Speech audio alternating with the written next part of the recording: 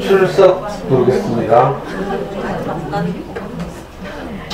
제가 대한민국을 아는지 여기는 민리민이, 그 다음에 알사탕민, 딸샘마, 비읍님, 생명은 잘한다님, 또 뒤에 누구? 피카소 허진서마, 또 사랑해님, 사랑해맘, 그 다음에 시범맘, 그 뒤에는 누구지? 못 참았죠? 저저번째 대학은 뭐예요? 강연 좋아. 강연 좋아. 어제 강연 좋아. 어제 가입했다고? 아니요, 가입은 저번부터 했는데 댓글 안 달았죠? 어제 댓글 강현 좋아. 나는 강현 좋아. 서울을 후퇴했는데 이런 식.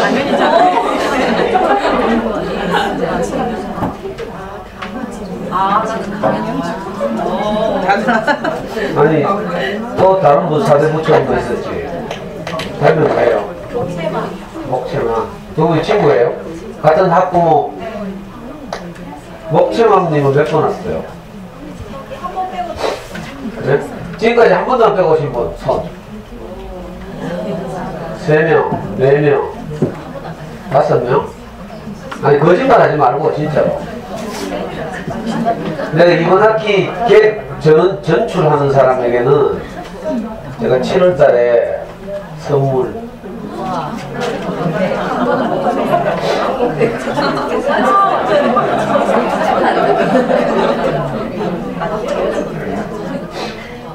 강현주환. 남산동 살아요? 그래? 남산병 나라. 남산병 우리 형 병원이잖아.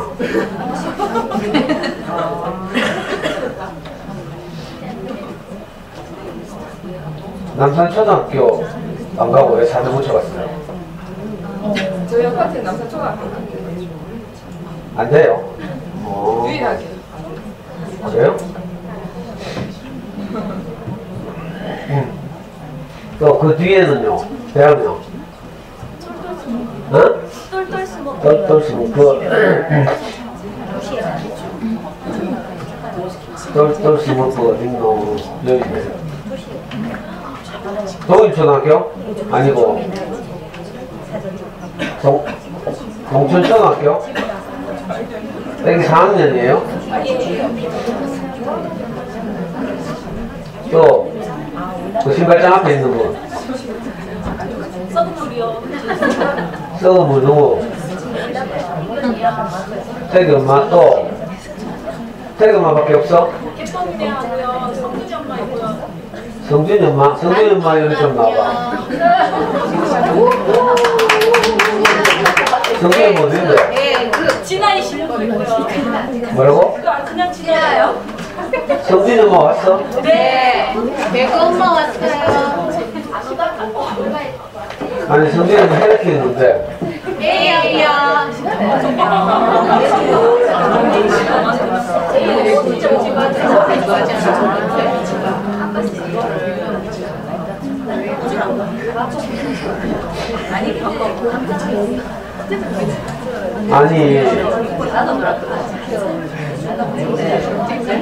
아니 좀 조용히 봐.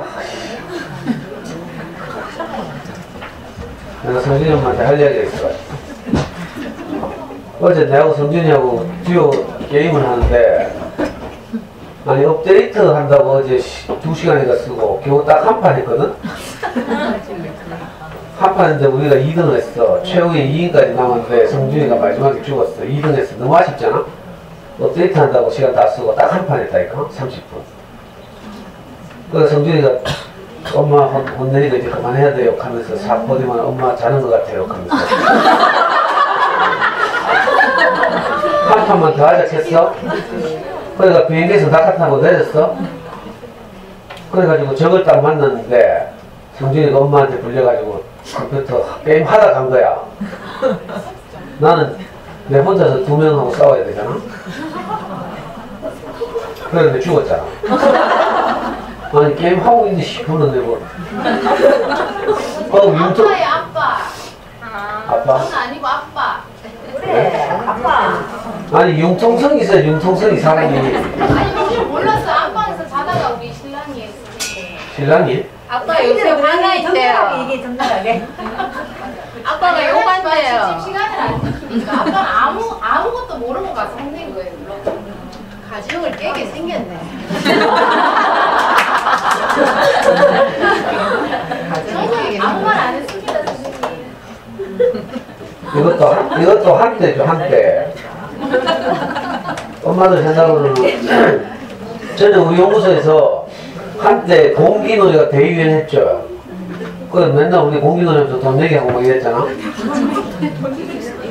우리 저 모기쌤하고 내하고 맨날 싸우고. 그럴 때 엄마들 다 염려했지. 무슨 애들 공부나 시키고 맨날 공기놀이가 나오고 하면서. 근데 그러면서 이제 관계가 생기고 친해지고 하잖아요. 그리고 공기놀이는 또 지나가. 뭐만 남아? 관계만 남아.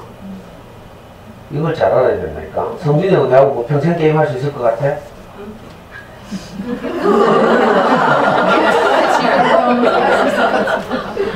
성준이 얼마나 좋아하는지 막 차 타고 돌아다니면서 조수석에 앉아가지고 막 화염병 던져 쌓고 막 적도 없는데 막 신나가지고 막 어제도 업데이트 해가지고 새로운 이제 총알 막 여기 나와가지고 막.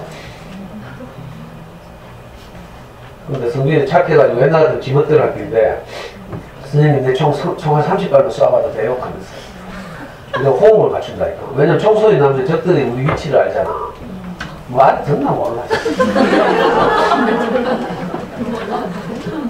이게 성준이하고 해가지고 1등한 사진이잖아. 자, 1대 있죠. 48팀 중에 1등. 한 비행기에 48팀이 탔는데 최후에 살아남은 팀이 우리 성준이야. 나는 한 명도 안 죽였잖아. 나는 저걸 한 명도 안 죽였는데 성준이가 5명이가 죽여가지고. 이게 그 유명한 배틀그라운드라고. 지금 4천만 장 팔린 초대박 게임. 하여튼 성준이가 너무 하여튼 신나하고 발라가지고. 근데 엄마가 초치지 말라고. 또 똘똘 스머프님 뒤에 누구죠? 네. 진아, 뭐라고? 진아요. 여기 댓글 있어요. 네? 댓글 달려있냐고. 네. 아, 여기 있네. 진천 조황이라고. 네. 또 그 신발장 앞에 아무도 없어요? 없어? 진아님 옆에는? 힐링요. 여기 댓글 있어요? 네.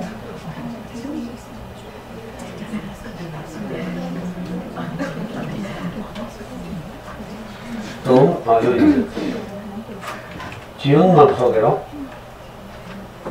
기억 좀 해주세요. 선생님 매주 이래가지고 기억되는 게 아니고, 뭐, 강의들은 소감을 남긴다든지, 뭐, 이래야 내가 마음에 새겨진다니까? 진짜 옛날에 어린 스님에서 강의할 때요. 어디 갔노? 원스맘이라고 있는데, 두 엄마가 거의 뭐 1년 반 동안 매주 와서 그때 강의를 이렇게 많이들 안 오고 어린 스님 막판이라 가지고 10몇 명밖에 안 왔는데 이 두 엄마가 계속 왔어요. 대구마음에서 우리 목이님 글을 읽고 감동을 받아가지고. 근데 내가 1년 반 동안 계속 물었다니까? 어디서 왔냐고. 10몇 명밖에 없는데 내 기억이 안 돼. 근데 그 엄마가 그 나중에 안타깝게도 동생이 일찍 떠나고 나서 너무 속상해가지고 막 저를 찾아왔어요. 그래가지고 이제 자기 마음을 이야기하고 이런 바람에 관계가 생긴 거죠. 그러면 이제 기억되지. 이상하죠. 뭐 하여튼 댓글을 남긴 사람은 내가 기억해. 이런 댓글 말고. 제가 댓글을 다는 사람도 딱 정해져 있어요. 이상하다니까? 저는 선이 없거든. 억지로 뭐, 아이고, 오셨으니까, 뭐, 아니면 뭐, 가인지사 했으니까, 뭐, 건성을, 나 이거 절대 못해. 근데 마음을 움직이는 글이 있어요. 그런 이상하게 저절로 막 댓글 달고 싶어져. 그러니까 혹시 속상해 하시지 마시라고요. 기억을 못 한다든지, 내가 뭐 글을 썼는데 댓글이 없다든지. 선생님이랑 저랑 아직 관계가 안 되는가 봐요. 그렇죠. 오신 지 얼마 안 돼가지고. 관계 형성이 부족한 거. 어디서 왔다 했죠? 지원방 소개로 한샘초등학교 4학년. 네. 우리 아들 선생님이랑 똑같습니다, 성격이. 그래요? 비역입니다. 힘듭니다. 또 그 옆에는 맞아요. 대명이 뭐더라? 대명이 뭐였지? 어? 아, 유정만 그래. 거북이님. 그 다음에는 모기님. 그 앞에는 크리스탈. 그 옆에는 대명이 뭘로 바꿨지? 작은 나무. 별로 안 작은 것 같은데. 그 옆에는 그 옆에는 극복대상. 극복대상? 애기가 어디까지 됐어요? 아, 아까 잘 물어봤지? 극복대상. 아니다. 아까 물어봤는데. 그럼 4대 부처가 3명이네? 네. 같은 2학년? 네. 처음에는 이렇게 3분이 같이 오줘요. 나중에는 딱 한 명 살아납니다. 옛날에 모기님도요. 제가 처음 들어올 때 장기초등학교 2학년 엄마들이 5명이 같이 왔어. 그죠? 그 중에 모기님 한 사람만 살아남았지. 그리고 다른 엄마들은 다 뭐라 한 전에 모기님한테 너무 빠지지 말아야 안티가 된다.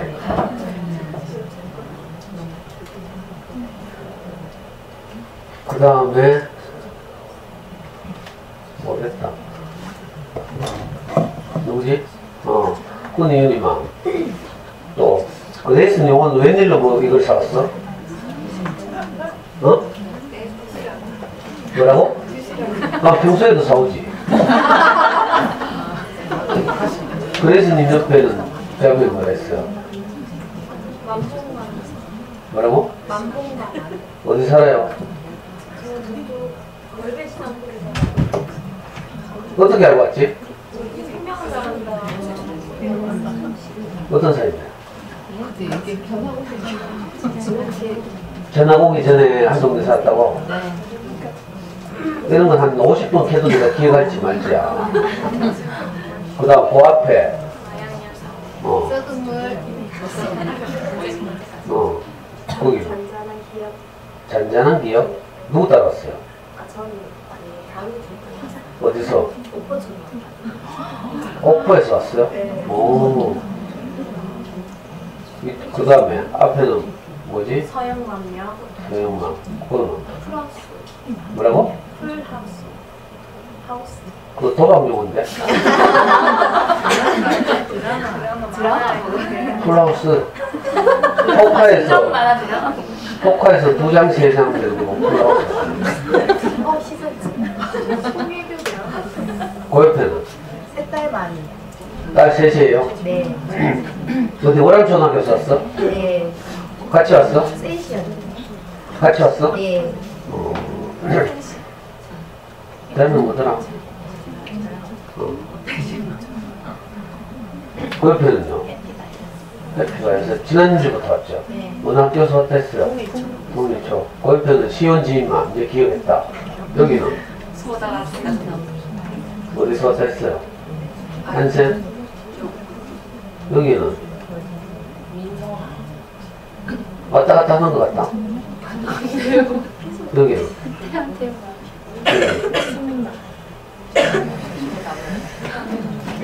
혹시 제가 출석 안 보는 분, 오늘 처음 오신 분 없어? 이번 주에 월요일부터 학교 가서 강의하고 이랬는데 아무도 안 오네. 강의하는데 막 울고 이렇게 해서 되게 감동적이다 하고.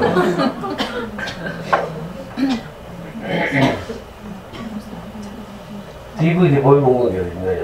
어디 있나요? 그래, 이런 거 뭐, 이거 게시판 몇 개 있다고 이거 보면 되겠지. 여기 더 있잖아, 여기. 그 공지까지는. 누가 댓글 좀 달아라 좀. 아 진짜. 아니 45명이 봤는데 댓글은 한 번도 안 돼. 이런 걸 내가 달아야 돼?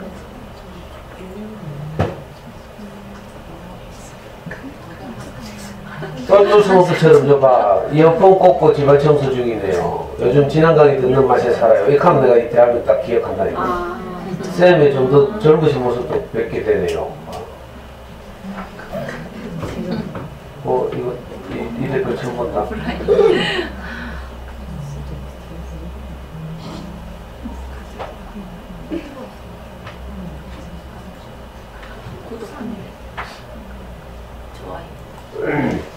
자, 지난 한 주 동안 많은 일이 있었죠. 지난 금요일에 정상회담 했나? 네. 맞죠? 아, 네네. 하여튼 하여튼 우리나라 입장에서도 그렇고 세계적으로도 아주 지금 중요한 획기적인 그 진전이 있죠. 평화에 대한 기적 같은 평화가 지금 우리 한반도에 찾아오고 있어요. 생각했던 것보다 훨씬 더 진전되고 또 제가 80년대생이라 가는가 김정은이? 그 젊은 사람이 정말 저렇게 하여튼 용기 있고 이거 국가안보 위반인데 이적단체 공무 찬양. 제가 옛날에 국가안보 7조 2항을 위반했다 했죠. 그게 뭔가 이적단체 공무 찬양이다. 북한을 국가로 생각하는 게 아니라 이적단체로 생각하는 거죠. 국가안보상 이적단체로 규정하고 있고 뭐 주적 이런 개념도 있죠. 그래서 뭐 주적을 누구라고 생각하느냐 계산해서 TV 토론에서 맨날 대통령하고 이렇게 싸우고 정말 유치찬란한. 사실상 65년 동안 이미 한 정부로서 한 국가로서 존재하고 있잖아요. 근데 이제 그걸 억지로 부인하려고 하니까 내가 말씀드렸죠. 한쪽은 안보를 먹고 살고 한쪽은 평화를 먹고 산다고. 그리고 이런 말도 있어요. 보수는 부패로 망하고 진보는 분일로 망한다. 이런 말도 있어요. 또 지직거리면 안 되는데. 하여튼 그래서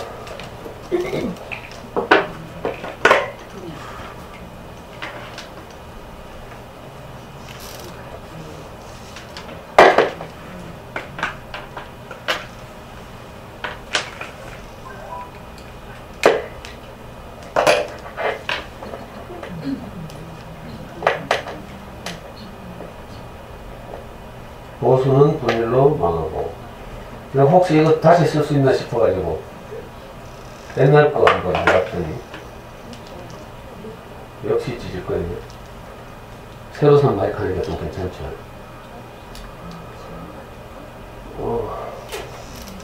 하여튼 너무 기분이 좋았어요. 그래서 좀 지난주에도 아이들하고 비무전지대에 봄이 오면 그거 정말 시적절하게 난 참 똑똑해. 아니 그리고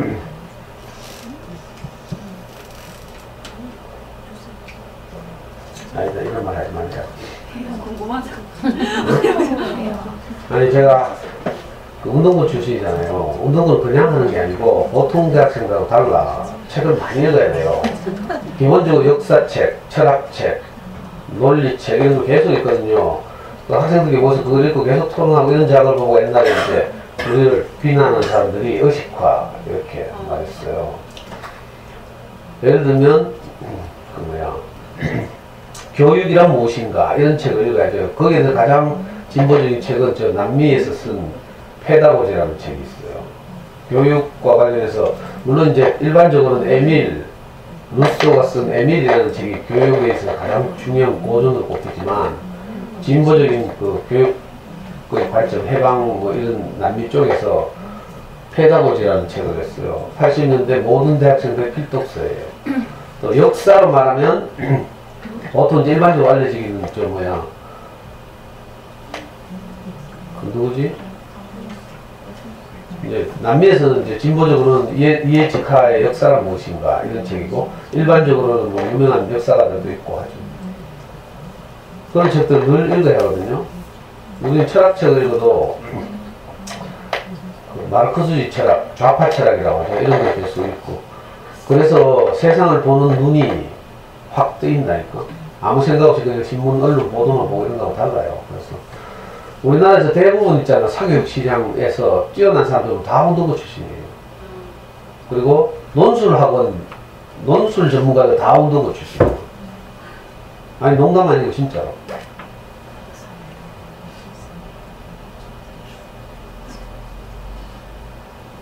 내가 무슨 말을 하려고 했는가 하면 저는 이제 대구 바닥에서 운동권이 있을 때 남들이 소위 말해서 알아주는 이론가였어요. 뭐 내가 익혀도 안 믿겠지만 그래서 제 후배들이나 이제 운동권 후배들은 막 수성구에서 그 유명한 논술학 유레카 뭐 이런 데서 일하기도 하고 다 이러는데 저만 초등 1학년들하고 책버스로 간다고. 그러니까 이 초등 1학년들이 얼마나 수준 높은 수업을 하는지 모른다고 내하고 뭐 알고 있나 몰라. 벌써 15년 전에 내가 잠순의 책, 어린 책 소개하고 이러면 잠순에서 원고해주고 이렇게 했죠. 잠순님이 너무 저를 좋아해가지고. 그리운 번님 글에는 그 따뜻함이 묻어있다 하면서 자기는 따뜻함이 없대. 잠순이 진짜 그렇거든요. 냉정하고 이성적인 많은 일들이 잠순에 안에서 일어나는데 단칼에 다 잘라 제명. 전화번호를 남긴다 바로 제명. 사적으로 만나는 이런 거 있잖아요. 바로 제명. 제명시키다 하는데도 대드는 글 쓰잖아. 또 제명. 네, 수많은 사람들이 잠순의 고수들 수많은 사람들이 까불다가 제명당했어요. 제명당하면 이제 따로 블로그 같은 거 만들어서 이제 활동하고 그런 분들 많거든. 저는 잠순에 안에서 목표가 뭐 있는가 하면 살아남기.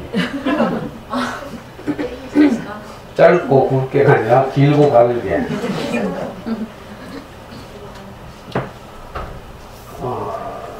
그래서 이제 예를 들어서 이런 중요한 시기가 되면 이건 옛날에 왜 동서독이 그 통일되고 베를린 장벽이 무너질 때 세계사적인 사건이었잖아요. 그것처럼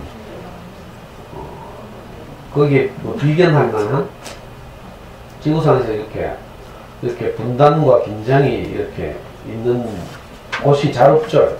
중동이 좀 그렇긴 한데 중동은 또 약간 성격이 다르고요. 한반도가 이제 근데 지금 한반도에 평화가 찾아오고 있어요. 비무장지대 봄이 오면 이런 책 제목은 다시 말하면 한반도에 평화가 찾아오면 이렇게 해석해요. 저는 지난 한 주 동안 그래서 큰 감동을 받았어요. 지난주에 내가 오면서 울었다 했죠. 뉴스 보고 그 군사분계선 그 건너오는 장면 중계 보고 내가 울면서 왔다니까. 그리고 나중에 이제 금요일 강의 끝나고 집에 돌아가서 이제 자세한 뉴스를 들으면서 훨씬 더 내가 기대했거나 생각하던 것보다 훨씬 더 진전이 있었고 특별히 김정은이 우리 문재인 대통령을 향해서 항상 말할 때 저는 이렇게 말했어요. 어디잖아? 자기만 말할 때는 이제 나는 이렇게 하고 국가 원수니까 최고 지도자들은 원래 나는 이렇게 표현하죠. 근데 이제 문재인 대통령과의 관계 안에서 표현할 때 항상 저와 문재인 대통령은 이렇게 그것도 너무 참 인상적이었고요. 그리고 진심으로 뭐 대가가 있든지 없든지 먼저 이렇게 치고 나가는 모습이 있죠. 그래서 지금 어제 뉴스 보니까 미국 상원 의원 10몇 명이 트럼프를 노벨 평화상으로 추천했다잖아. 그리고 기자들이 뭐 문재인 대통령한테 물었죠. 노벨 평화상 뭐 어쩌고저쩌고 하니까 문재인 대통령이 한 또 유명한 말이 있어요. 노벨상은 트럼프에게 주고 우리는 평화를 얻고 싶다 이렇게. 멋지죠. 근데 대놓고 뭐 이런 사람들 보고 뭐 빨갱이 같게 하고 내가 진짜 빨갱이는 내가 진짜 빨갱일 수 있고 내가 만약에 그냥 있었으면 그래. 우리나라에는 지금 국회에 들어있는 빨갱이는 하나도 없어 사실. 그 바깥에 정당이 진짜 진보 정당이 있어. 정의당보다 더 급진적인. 정의당은 그래도 이제 소위 말하는 좌파 정당이라고 할 수 있어요. 더불어민주당은 저건 아무것도 아니라. 근데 더불어민주당 보고 막 주사파락하고 막 진짜 어이가 없어서 지금 원내 정당이라고 해서 정의당까지는 지금 국회에 들어와 있죠. 심상정, 뭐 노회찬 이런 분들이 국회에 들어와 있는데 국회에 들어오지 못한 더 흑진적인 그룹들이 있다. 옛날에 저하고 같이 일하던 사람들이 있고.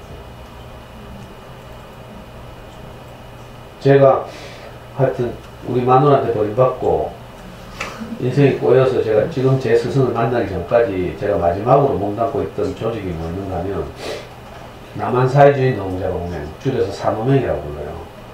산호맹 산하에 있는 사회주의 정당을 건설하는 그룹. 대구 지부에 제가 사무국장 했거든. 남한에서 사회주의 정당 건설하는 게 사실은 불법이죠, 불법.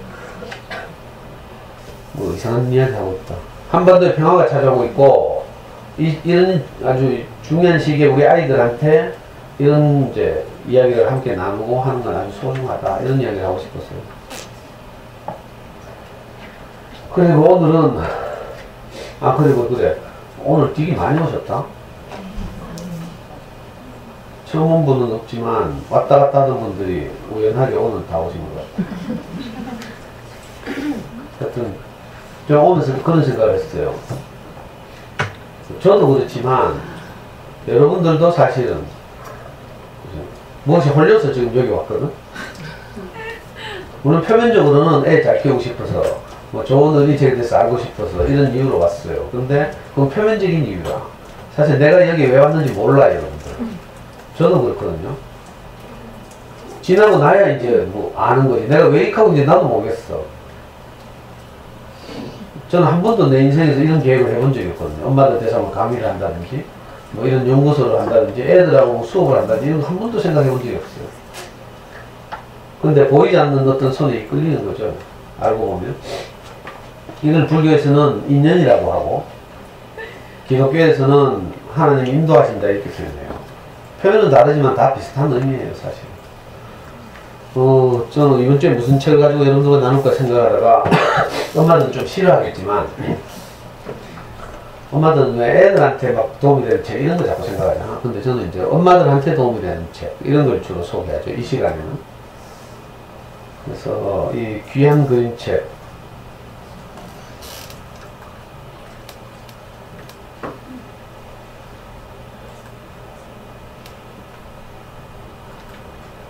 다음 주가 어버이날이잖아요. 네. 그래서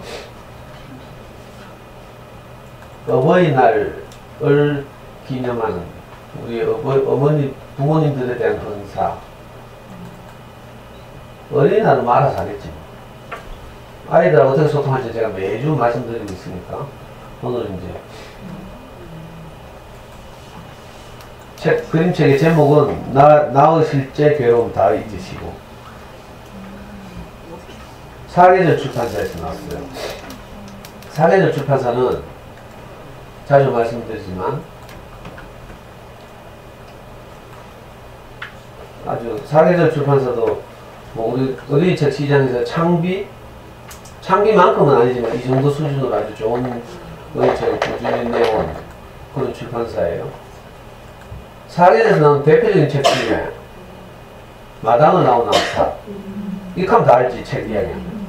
하도 유명해서 이제는 애니메이션으로 만들어지고 막 이랬는데 마당 남탑 처음 나왔을 때는요 그렇게까지 유명하지 않았다니까. 마당을 나온 남탑이 황선미를 일약 세계적인 스타 작가로 만들었죠. 근데 맞나? 마당을 나온 남탑이 사계절에서 나온 거? 맞는 것 같아요. 네. 맞아요.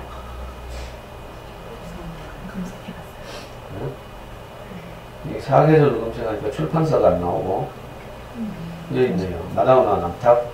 이거 초등 3, 4학년 정도 제가 좋아하는 아이들에게 참 좋을 책이고요.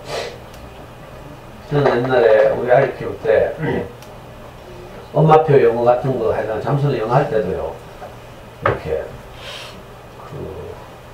DVD 보여주잖아요. 옛날에 비디오였는데 그 비디오 중에 치킨런이라는 비디오가 있어요. 닭들이 탈출해가지고 저는 그거 하고 이 마당으로 나온 암탉을 오버랩 시켜가지고 아이한테 이야기도 하고 글도 쓰고 이제 주제가 좀 약간 뭐 비슷하죠. 닭이라는 소재가 비슷한 것도 있고 그죠. 마다오 나오나부터 워낙 유명한 베스트셀러라 가지고 사계절은 이제 이런 책을 만들면서 어린이책 시장에서 아주 지명도를 얻은 그런 유명한 출판사예요. 누가만 너 그림책 중에 이거 유명한 누가 내 머리에 똥 쌌어. 이거 우리 아이도 이거 2002년에 나왔어? 우리 아이가 몇 년생이고? 91년생. 2002년 12살. 더 일찍 나온 것 같은데. 누가 내 머리에 똥 쌌어? 이것도 애들 정말 좋아하는 그런 책이에요. 이건 제가 못 본 책인데 사계절 그런 책. 이건 사계절 배구나.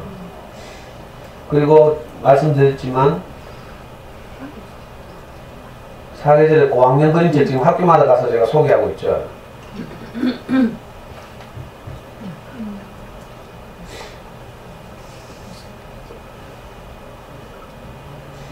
평화를 주제로 한 사계절의 야심찬 그림책 기획이 있는데 그게 뭔가 하면 평화 그림책을요 일본, 중국, 한국의 유명한 작가들이 함께 모여서 공동 작업을 한 거라.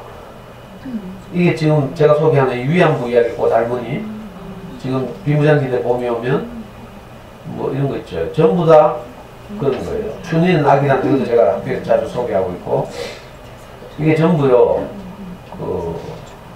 일부러 미국과 일본, 한국의 그 진보적인 작가들이 모여서 공동 작업을 한 거예요. 경극이 사라진 날 이것도 중국에서 만든 그런 책인데 중국에서 경극이 유명하죠. 그런데 이제 일본이 중국을 침략해 오면서 이제 경극 공연을 더 이상 못하게 되는 이런 이야기를 그리고 있어요. 이게 그림책이지만 사실은 2차 세계대전 전후로 있었던 많은 이제 우리 이야기들을 아이들한테 이렇게 깊이 있게 들릴 수 있죠. 이런 거 읽다 보면 역사에 대해서도 궁금해지고 그래서 사계절의 그림책을 주목하시라는 것. 그림책뿐만이 아니고 글줄책도 사계절 책들 아주 좋은 책들이 많이 있어서 제가 학교에서 책을 빌리거나 도서관에서 이럴 때 출판사를 따라가기 가장 쉽다고 말씀드렸죠. 사계절이라는 출판사를 꼭 기억하시기 바랍니다. 역대 최연소 노벨 평화상 수상자 말랄라 이것도 한번 제가 수업하려고 하는데 아이들하고 여기 책을 읽다 보면 유식해지기도 하고 엄마는 또 유식해진다니까. 엄마는 책을 잘 안 읽잖아. 근데 애기들 책 읽으려고 하면 읽어주려면 나도 좀 알아야 되거든. 그리고 책 보면 뒤에 해설도 좀 있고 이러니까 우리도 교양이 있어져요. 뭔가 좀 우아하잖아. 애들하고 책으로 뭐 대화하고 이렇게 하면. 안 그래요? 네. 그래서 사계절 출판사의 책들도 주목하시고 도서관에서 많이 빌려서 읽어주거나 하고요. 정말 좋은 책들은 사실은 소장하는 게 좋겠다. 그 사계절에서 낸 책이에요. 오늘 이 책도 2009년도에 한국 출판문화 대상을 받았다네.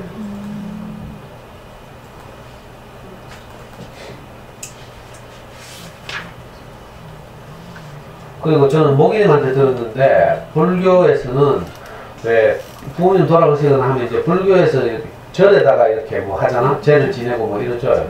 49제도 지내고 이러는데 그럴 때 이걸 읽어준대. 이 책이 아니라 이 책의 그 소스가 된 그 부모 은중경이라는 불경이 있다네요. 부모의 은혜를 아주 소중하게 생각하는 그런 불경이 있대. 부모 은중경. 우린 엄마들 유식하게 해야지.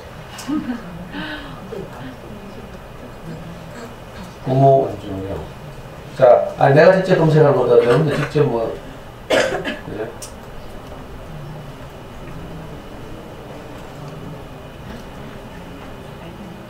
부모 은중경.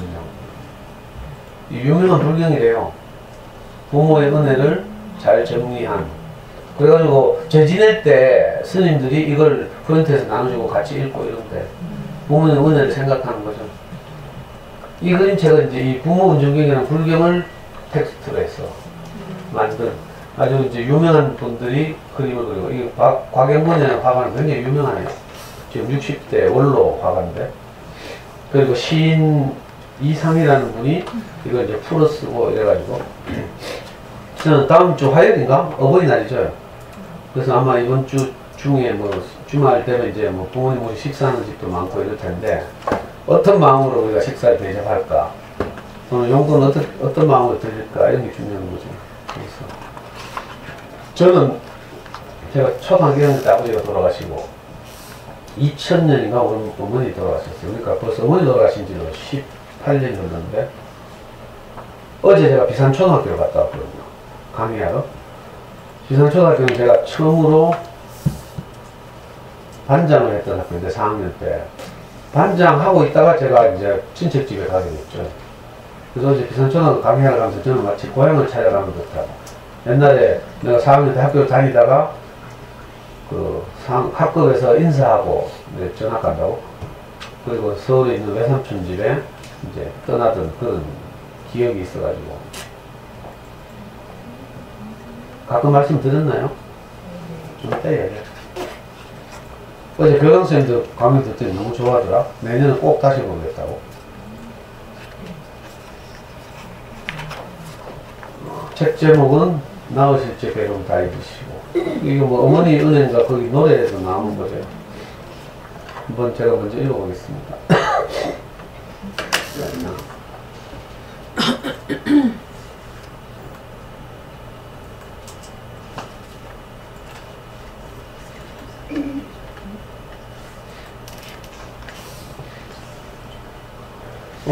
참고로 이 책은요, 이 화가가 지금 60대 화백인데, 이 화가가 자기 80대 부모님한테 선물로 주려고 만든 책이래요. 그래서 처음에는 아주 수작업을 한 소량본, 한정판, 뭐 이런 거 부모님한테 이제 드리려고. 근데 이제 이게 이 시인이 이제 그 쉽게 풀어 쓰는 작업을 해가지고 이게 이제 일반에게 공개된 책이 된 거죠.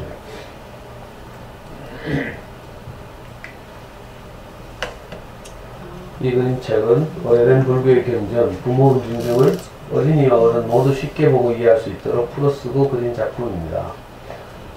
어버이의 사랑이 깊고 높음을 말하는 부모 중경은 오랜 세월 동안 종교를 초월하여 참된 사람사를 비추는 마음의 거울로 우리네 생활 속에 전해 내려오고 있습니다. 볼수록 생각이 잠기게 하는 아름다운 그림과 겸손하게 나지막히 낭송하는 듯한 글로 오래된 경전의 깊은 뜻을 전하는 그림책을 세상 모든 아들, 딸들과 어머니들께 바칩니다.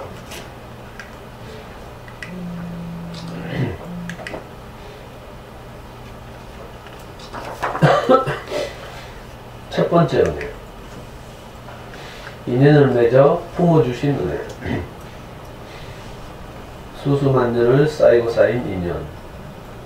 아버지 어머니 맺어주시오. 이제 어머니 뱃속에 들었네.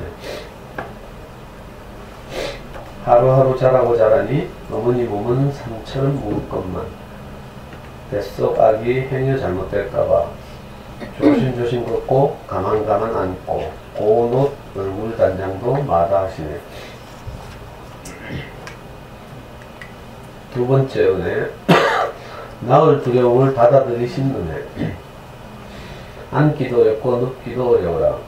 긴긴 날 몇 달이 흐르고 흘러 뱃속 아기 낳을 때 다가오면 어머니는 병든 듯 시름시름 날마다 어지럽고 막막하시네. 흠 있는 아기면 어쩌나, 아타 말고 나 죽으면 어쩌나, 무섭고 걱정스러워 눈물을 흘리시네. 세 번째 은혜. 나오실 때 괴로움을 잊으신 은혜. 온몸 속을 다 해치듯, 온몸 살을 다 저미듯, 온몸 뼈를 다 부러뜨리듯, 다 부러뜨리는 듯 끔찍한 아픔 속에서 나오시고도 나은 아기 건강하단 말 들으면 어머니는 기뻐 웃으시네. 글썽글썽 눈물 젖은 얼굴로 눈으로 가만하게 더듬고 어루만지며 가라앉지 않은 아픔 참아내시네. 이 세 번째 은혜까지는 저는 도저히 모르겠어요. 여러분들은 잘 알겠죠? 그래서 앞의 부분은 여러분들이 뭐 좀 살려내시면 좋겠어요. 네 번째 은혜. 좋은 것만 가려먹여 주신 은혜. 부모님 은혜는 깊고도 깊어 한결같은 보살핌 끊임이 없네. 먹일 때도 일일이 먼저 먹어보시고 맛있게 달면 뱉어 아기 주시며 쓴 것은 삼켜 당신이 드시네.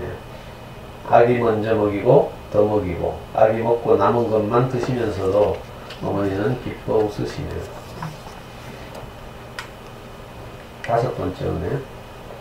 진자리 마른자리 가려 누이신 은혜. 어머니는 진자리에 누울지라도 아기는 마른자리에 누워주시네. 여름이면 부채질로 더위 쫓아주시고 겨울이면 소미불로 추위 막아주시고 전물리며 토닥토닥 자장가 부르며 토닥토닥 자는 둥 마는 둥 고단하여도 편히 잠든 아기 보며 기뻐하시네.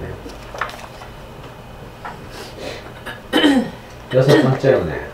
온몸으로 젖 먹여 길러주신 은혜. 어머니는 온몸으로 먹여주시고 아버지는 온 힘으로 돌봐주시네. 너도의 사랑은 깊고도 높으니 눈 없는 자식도 예뻐하시고 손발 굽은 자식도 사랑하시네. 10달 배 아파 낳은 자식도 10년 가슴 앓아 낳은 자식도 내 몸보다 더 아끼고 이해하시네. 일곱 번째 은혜. 더러움을 깨끗이 씻어주신 은혜.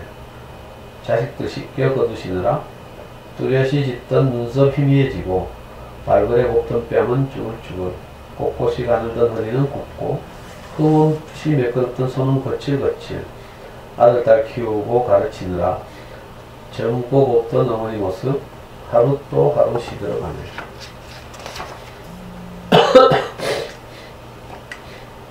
여덟 번째 은혜. 먼 길 떠난 자식 걱정하시는 은혜. 죽어서 헤어짐 슬프고 슬프지만 살아서 헤어짐은 더없이 괴로워라. 자식이 집 떠나 먼 길 나서면 어머니 마음도 따라 나서네. 밤낮 없이 마음은 자식 뒤를 쫓으며 새끼 잃은 짐승이 달 보며 울부짖듯 걱정과 그리움에 눈물 흘리시니 어머니의 간장이 다 끊어지네.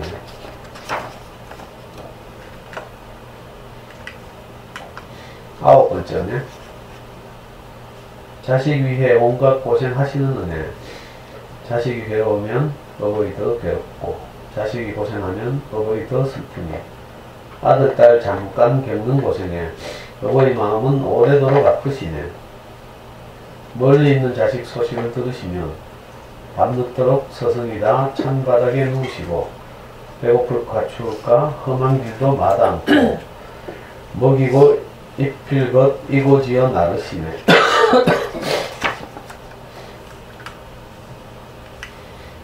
열 번째 은혜. 사랑하고 또 사랑하시는 은혜. 안전하서나 멀리서나 가까이서나 어버이 마음은 자식 곁에 가 있으니 늙고 늙어 100살이 되었어도 80살 난 자식을 걱정하시네. 베풀고 또 베풀고 한평생 베풀어도 더 베풀지 못한 만을 안타까워하시니 그 사랑 그 은혜 그칠 날 없어 돌아가신 뒤에도 멈추지 않으리. 어버이는 그토록 자식 사랑하시건만 자식들을 자라면서 그 공을 모두 잊고 쥐가 잘나 자란 듯이 우쭐댄다네. 어버이 말씀에 거칠게 대꾸하고 온다간다 말도 없이 제멋대로 드나들며 잘못을 타이르면 눈 흘기며 원망하네. 늙으신 어버이 추하다고 외면하고 추우신지 더우신지 배고프신지 알려고도 하지 않고 묻지도 아니하니 그래서 좀 찔리죠.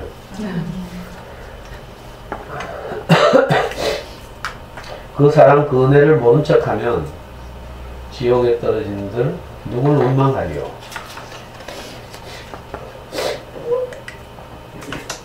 어버이 살아생전 그 은혜를 갚고프나 굶주리는 어버이께 제사를 도려내어 1,100,000번을 드린들 다 갚지 못한다네.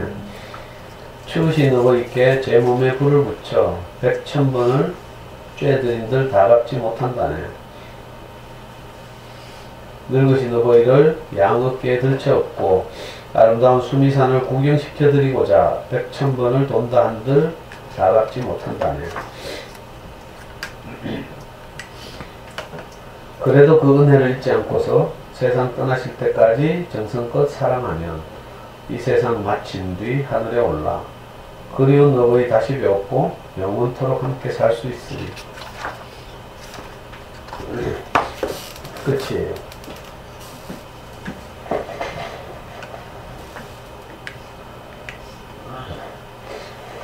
최대한 제가 객관적으로 읽으려고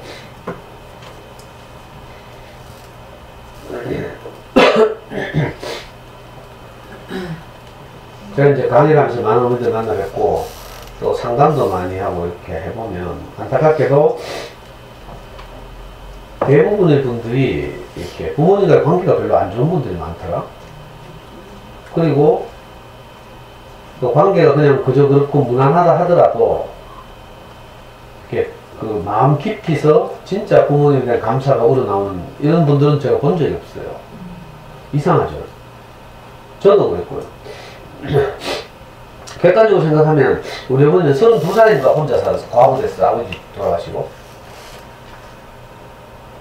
32살, 33살인가?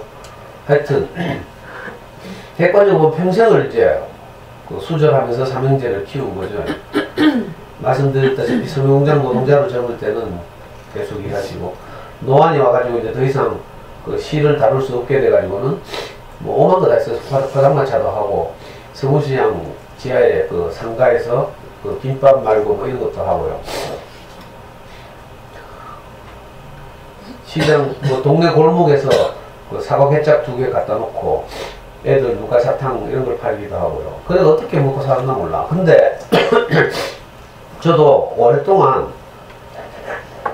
그렇게 고생해서 뭐 관념적으로는 고생했다 이런 거 알지만 거기에 대해서 감사가 안 나와.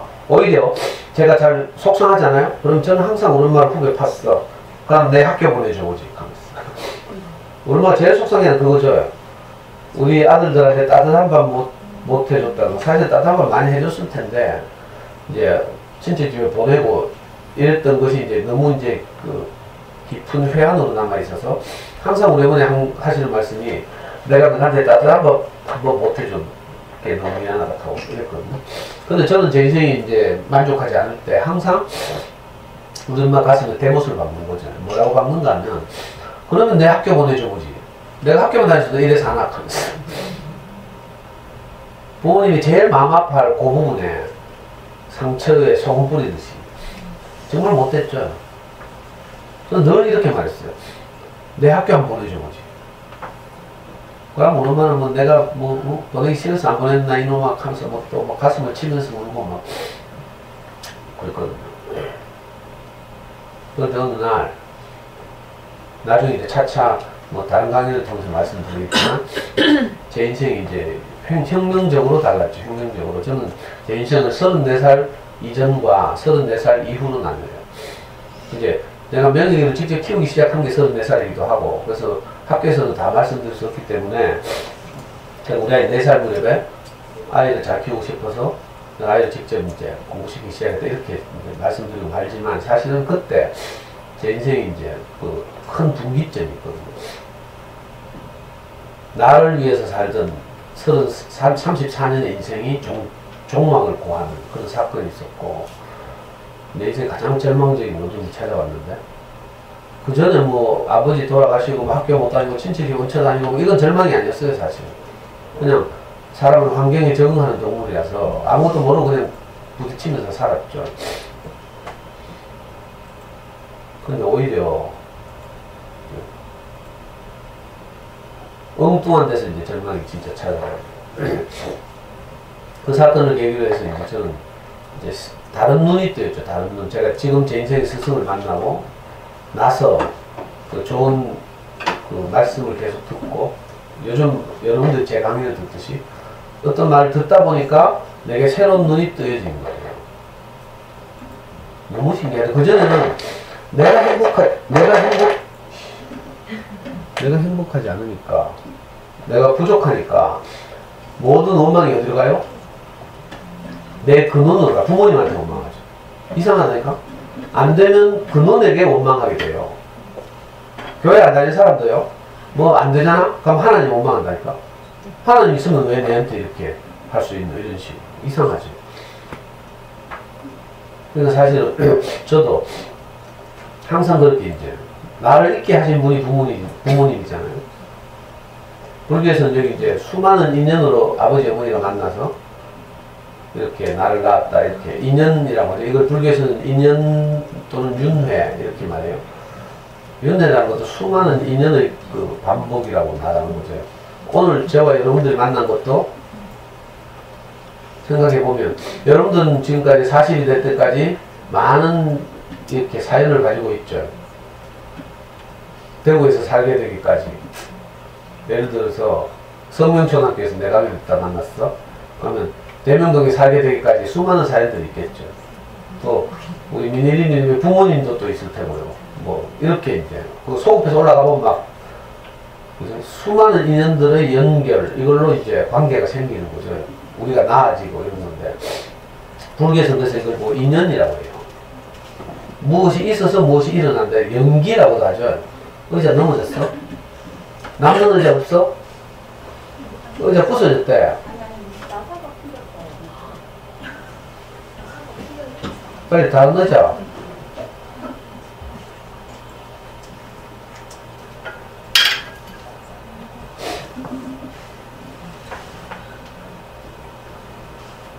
그래서 저는 그 행위로만 이제 부모님을 판단한 거죠. 우리 부모님은 최선을 다해서 자기 생을 사셨는데 나는 내중심적이니까 그런 생각은 전혀 없고요. 그냥 내한테 잘 해주면 고맙고 고맙지도 않지. 사실 당연하지. 부모님 해주고 당연하고 안 해주면 원망이 되고 이상하죠. 이게 육신의 관계가 이런 거예요. 정말 친밀하고 안타깝고 막 이렇지만 이상하다니까. 해주면 당연하고 안 해주면 원망이 되고. 우리 형한테 저는 그랬어요. 우리 형은 아무 죄도 없잖아.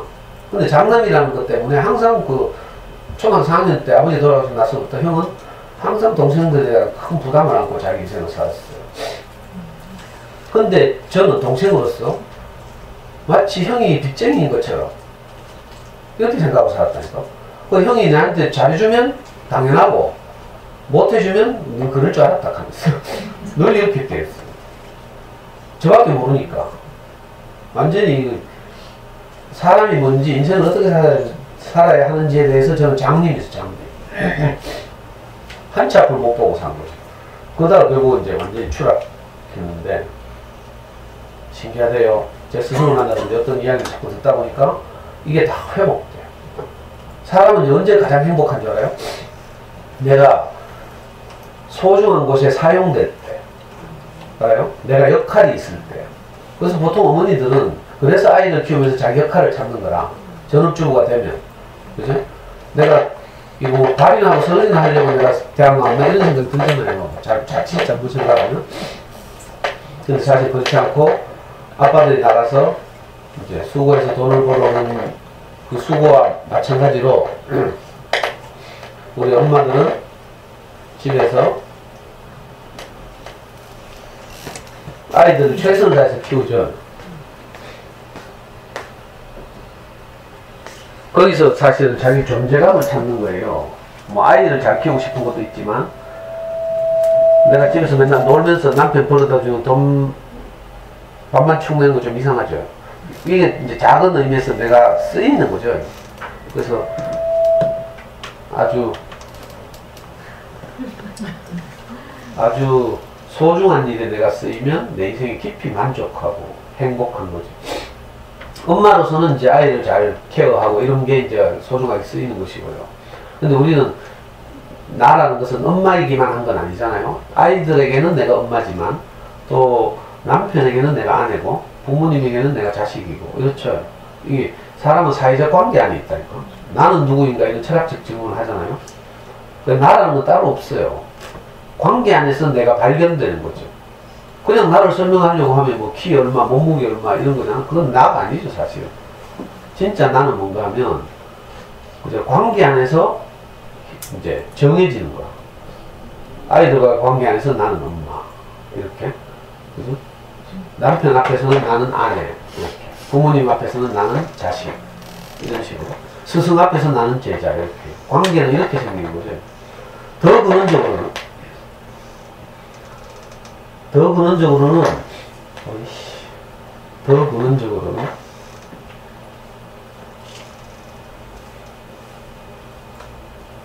이 불교에서는 아까 말했던 연기라고, 인연이라고 해서 수많은 인연으로 인해서 오늘 이런 일이 일어났다, 이렇게 생각하는데, 기독교에서는 뭐라고 하는지 알아요? 저도 사실은 수많은 인연의 점철이다, 수많은 우연의 연결이다, 이렇게 생각이 돼요. 사실 오늘 내가 있게 된 것은, 우리 부모님이 어떻게, 우리 아버지는 경상도 사람이고, 우리 엄마는 전라도 사람이거든. 어떻게 해서, 뭐 어떻게 대구로 시집오고, 뭐, 이 수많은 인연들이 있겠죠. 근데, 오늘 나를 이제 해석할 때, 나에 대해서 말할 때, 수많은 인연들로 인해서 내가 있다. 맞는 말이지만 별로 행복하지 않아. 그래서 저는 제 스승을 만나서, 불교에서 수많은 인연이라고 하는 건 틀린 말이 아닌데, 나는 우리 스승은 다르게 표현하되, 하나님이 오늘 나를 지금까지 인도하셨다, 이렇게. 같은 말이지만, 이것도 같은 말이에요. 하나님 하는 말이 뭐 어려운 말이 아니에요. 수많은 인연, 이걸 하나님이라고 할 수도 있죠. 나를 시작하신 분, 이런 뜻이거든. 하나님이라는 말은 많은 기독교인들이 왜곡해서 들어가지고, 뭐, 천지를 창조하신 분, 뭐, 이런 식으로, 뭐, 절대적인 신, 이렇게 생각한다. 근데 사실은 이제, 하나님에 대해서 우리가 정확하게 알고 나면, 나를 시작하신 분, 이렇게 말했을 때, 나를 창조하신 분. 창조라는 말이, 사실 시작이라는 말이죠. 성경의 제일 앞부분은 창세기예요. 첫 번째 책. 창세기는 영어 성경, 영어 버전으로 하면 뭐죠? 제네시스라고 했죠. 제네시스. 현대 자동차 차 이름. 제네시스. 창세기는 우리말로 번역한 거고요. 영어 버전은 제네시스예요. 제네시스라는 말은 무슨 말인가 하면 기원 또는 시작, 이런 뜻이죠. 한번 사진 찾아봐. 그러니까 창조되었다는 말은 시작되었다, 이런 뜻이에요. 내가 저절로 있는 게 아니라, 아니면 내 결정으로 내가 태어난 게 아니라 누군가에 의해서 나는 시작되었다. 그러니까 오늘 내 육체를 있게 하신 분은 누구예요? 부모님이죠. 그러니까 내 육체의 근원은 부모님이라니. 내 정신의 근원도 있을 거 아니에요. 예를 들면 저는 옛날에 운동권일 때 내 정신의 근원은 마르크스였어. 그죠? 그러면 내 정신을 있게 하신 분, 내 정신의 하나님은 마르크스죠, 사실. 이런 식으로. 대부분의 아이돌을 섬기죠. 많은 아이돌을 쫓아가니까. 그 아이돌의 말이 괜히 나온 게 아니야. 아이돌, 우상이라는 뜻이죠. 지금 아이돌이 긍정적인 표현으로 쓰이지만, 옛날에 기독교 일반에서는 아이돌, 우상하면 아주, 예? 나를 있게 하신 분 외에 더 소중하게 생각하는 그 어떤 것, 이걸 보고 우상이라고 했어요. 예를 들면 우리가 돈을 가장 중요하게 생각하잖아. 그럼 돈은 내게 우상이 됩니다. 이상하다니까. 우리가 부모님에서 나아가서 이제 지금 오늘까지 살았잖아요. 근데 내가 지금 행복하면 내게 일어난 모든 일이 감사가 돼. 이상하다니까. 내가 불행하잖아요. 내게 있었던 모든 일이 원망이 돼. 참 이상해요. 저는 옛날에 불행할 때 모든 걸 원망했어요. 내가 어릴 때 아버지 돌아가신 것부터, 그리고 그 가난한 집안에 태어난 것부터, 뭐 다, 그죠? 우리 아버지 노름하고 막 이랬거든, 옛날에. 그 유전자 내가 그대로 물려받았잖아. 이런 거 다 원망이 됐어요. 내가 34살 노름하다가 망했잖아. 하우스 다니면서. 나중에 시간 나면 내가 하우스 다니는 이야기만 해도 뭐.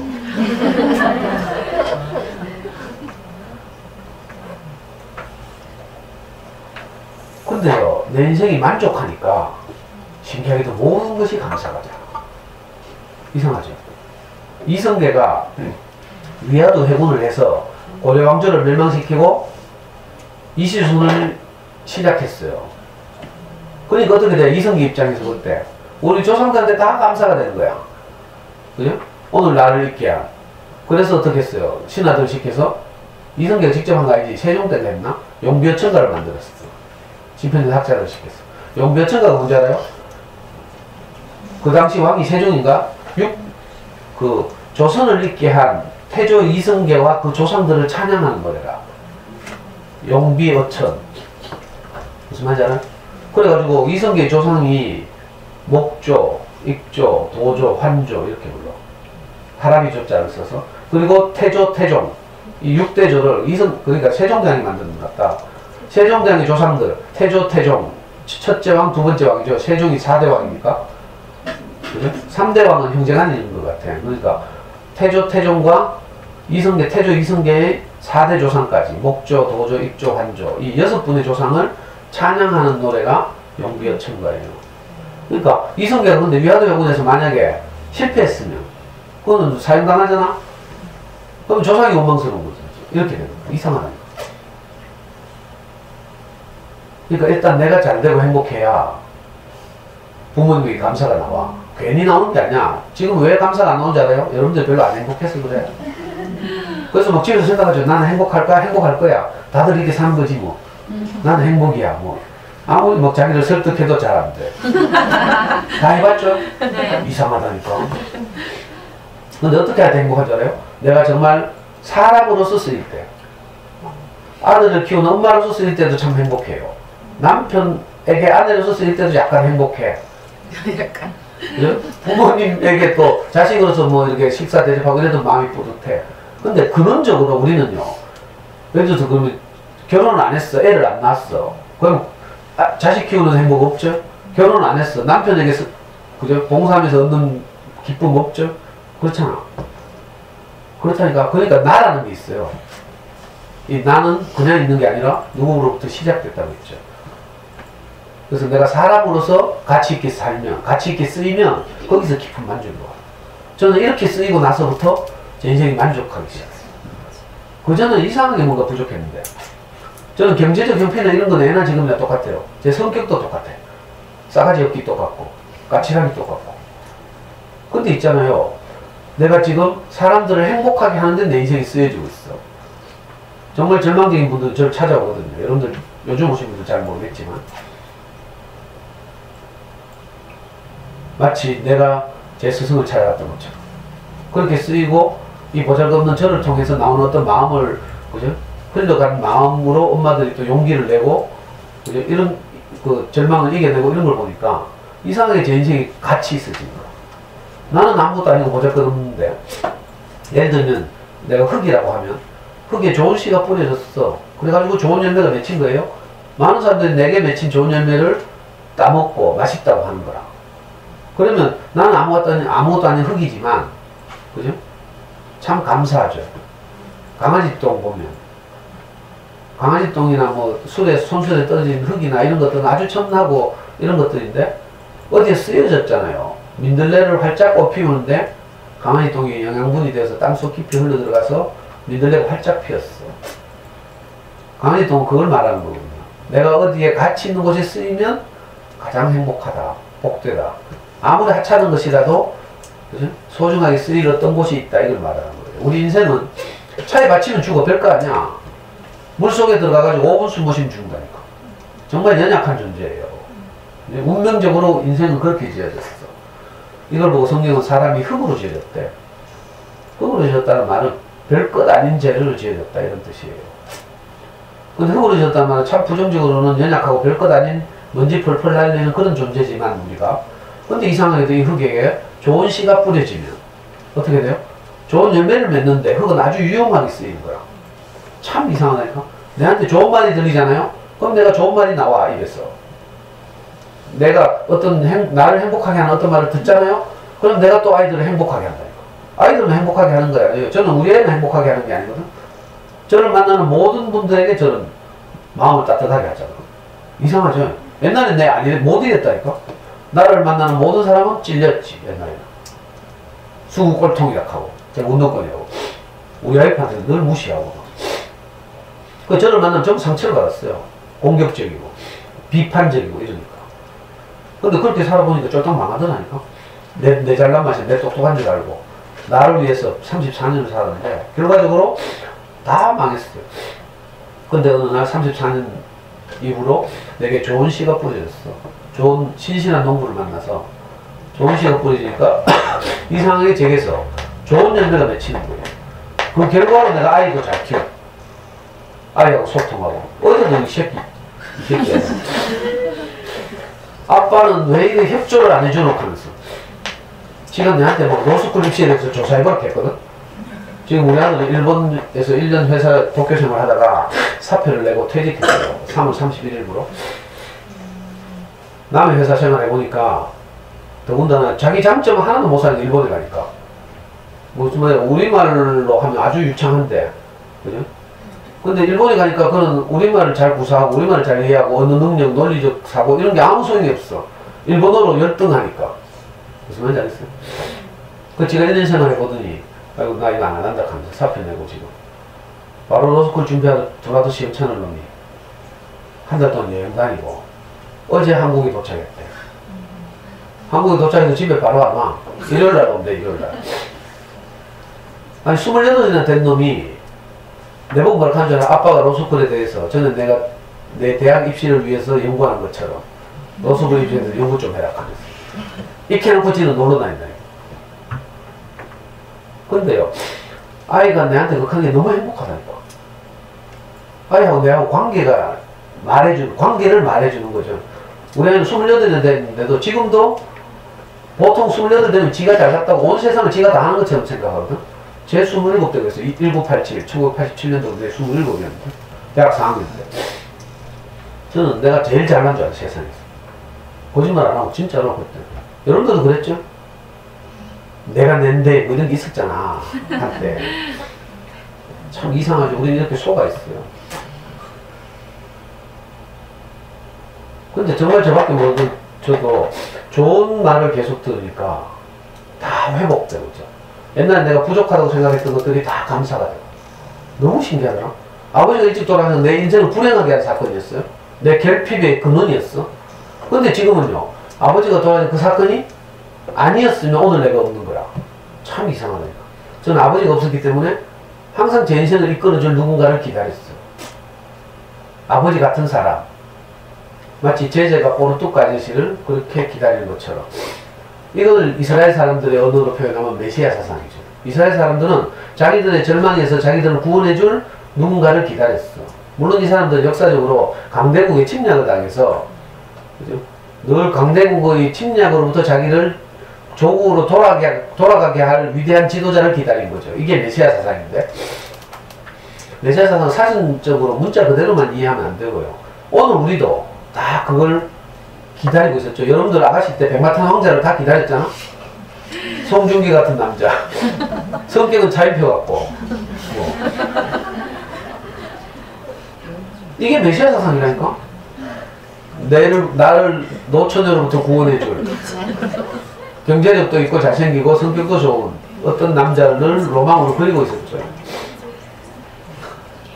저도 그랬다니까. 내 인생을 이끌어줄 누군가 늘 기다렸어요. 이게 없으니까 내 인생이 꼬였다고 생각했어.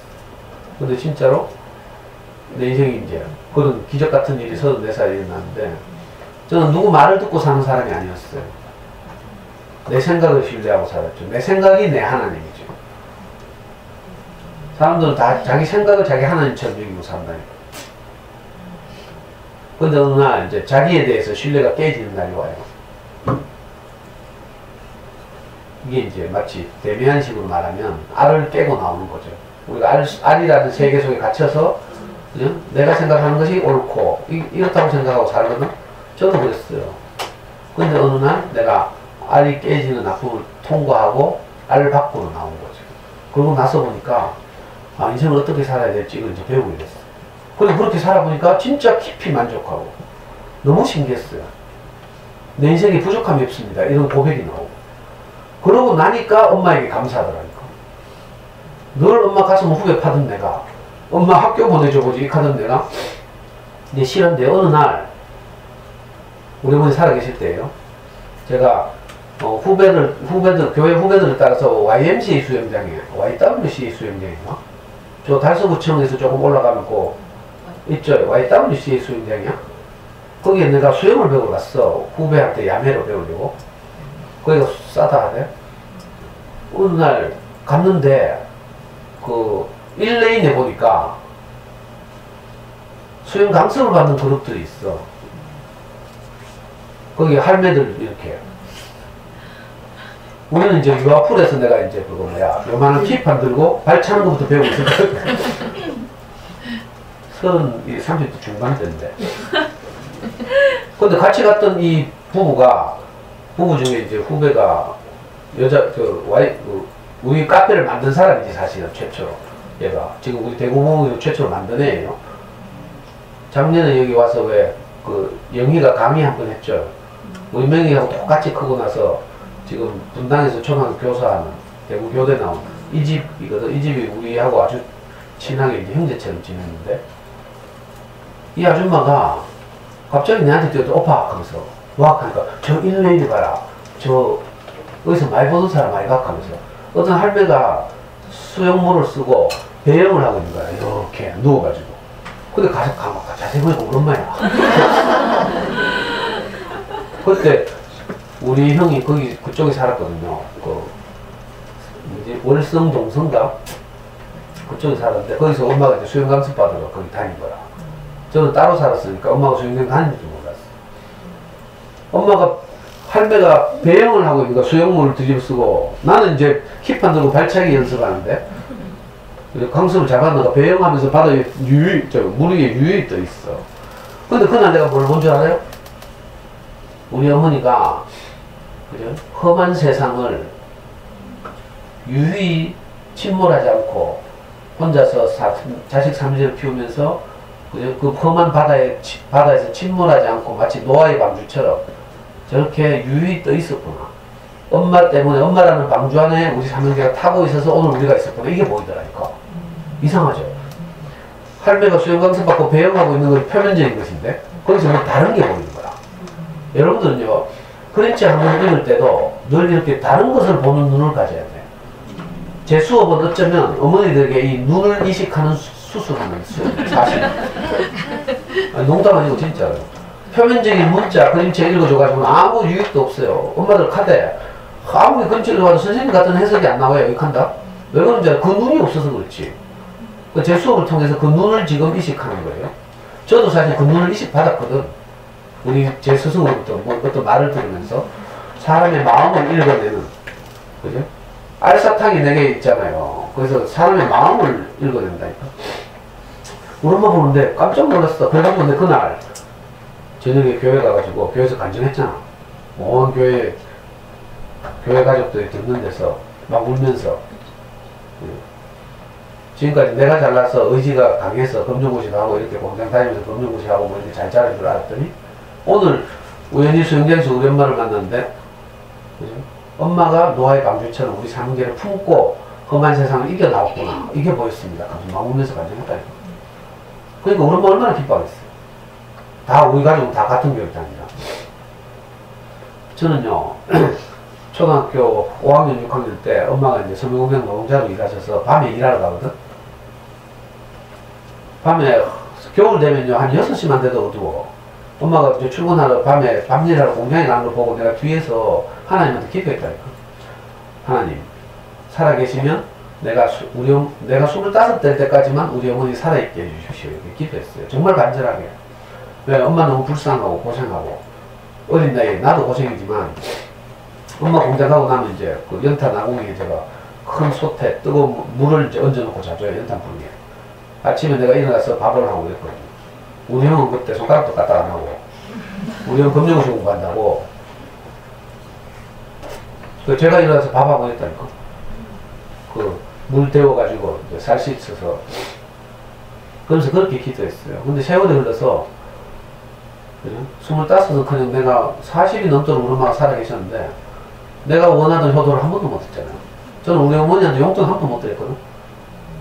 젊을 때부터 뭐 시작해서 계속 데모하고 뭐 이러느라고 오히려 걱정만 끼치고 수배 받아가 도망댕기고 뭐. 우리 엄마 보는 앞에서 내가 잡혀가고 그랬거든요.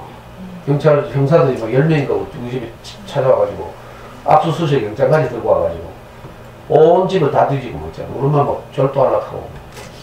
그러니까 용돈도 한 번 못 드리고 효도 한 번도 못 했어. 객관적으로. 표면적으로. 내가 그렇게 기도했는데 25이 되면 내가 엄마한테 용돈도 드리고 이럴 줄 알았거든. 근데 내가 40이 넘도록 엄마가 용돈을 못 드렸잖아요. 오히려 엄마가 형한테서 용돈을 받아가지고 그걸 꼬불쳐가지고 내한테 주고 이랬어. 내가 하도 사고를 많이 치니까 우리 엄마는요, 내 몰래 우리 와이프하고 짜가지고 내 이름으로 내 몰래 주택청약 부금을 우리 엄마가 넣었다니까. 제가 돈만 있으면 노름하러 다니고 막 이러니까. 그랬는데 신기하게도 내가 달라지고 나니까 정말로 진심으로 어머니에 대해서 감사가 나는 거예요. 제가 그래서 그걸요, 엄마 살아생 전에 많이 교회 앞에서 간증을 했어요. 저 온 마음을 다했어. 엄마 때문에 내가 살아있습니다 하고, 내가 사실 예수의 십자가를 못 박은 적은 없지만 엄마 가슴에 수많은 대못을 박았습니다 이렇게 회개도 하고. 그러니까 교회가 막 감동해서 내가 나가서 간증만 하면 교회가 다 눈물 받아요. 옛날에 정말 많은 사람, 많은, 그래서 막 교회 누나들은요, 니 나가서 오늘 간증해라 계속 내가 수시로 내가 좀 감동적으로 말하잖아. 엄마 살아있을 때 엄마를 얼마나 행복하게 한지 몰라요. 엄마의 소원도 이거였거든. 사실은 자식들이 행복해지는 게 모든 부모의 소원이죠. 돈 잘 버는 거 이건 표면적인 것이고, 우리가 아이들 좋은 대학 가고 공부 잘하고 이러길 바라지만 그건 뭐예요? 행복해졌으면 좋겠다 이거거든. 근데 진짜 우리 엄마가 바라는 꿈이 자식들에게 이루어졌거든. 그래서 우리도 엄마 앞에서 우리를 낳아주셔서 감사합니다 하고 이렇게. 이게 효도죠 진짜로. 용돈 드리고 이건 부수적인 거예요. 형편에 따라서 할 수도 있고 못 할 수도 있어. 근데 용돈 드려도 진심으로 감사하는 마음이 잘 없지? 얼마 드릴까 좀 생각해보고 고민하고. 그것보다 더 중요한 게 뭔지 알아요? 내가 행복해져서 어머니 나를 낳아주셔서 감사합니다. 오늘 내가 이렇게 행복하게 살게 된 것은 다 어머니가 나를 낳아주셔서 그렇습니다. 내가 행복해지면 저절로 그렇게 말하게 돼요. 내 그 눈에 대해서 감사가 돼요. 근데 이상하죠? 이게 잘 안 되잖아? 왜 그런지 알아요? 이게, 그죠? 내가 옛날 강의에서 가끔 말씀드렸지만요, 성경에 이런 편이 있어요.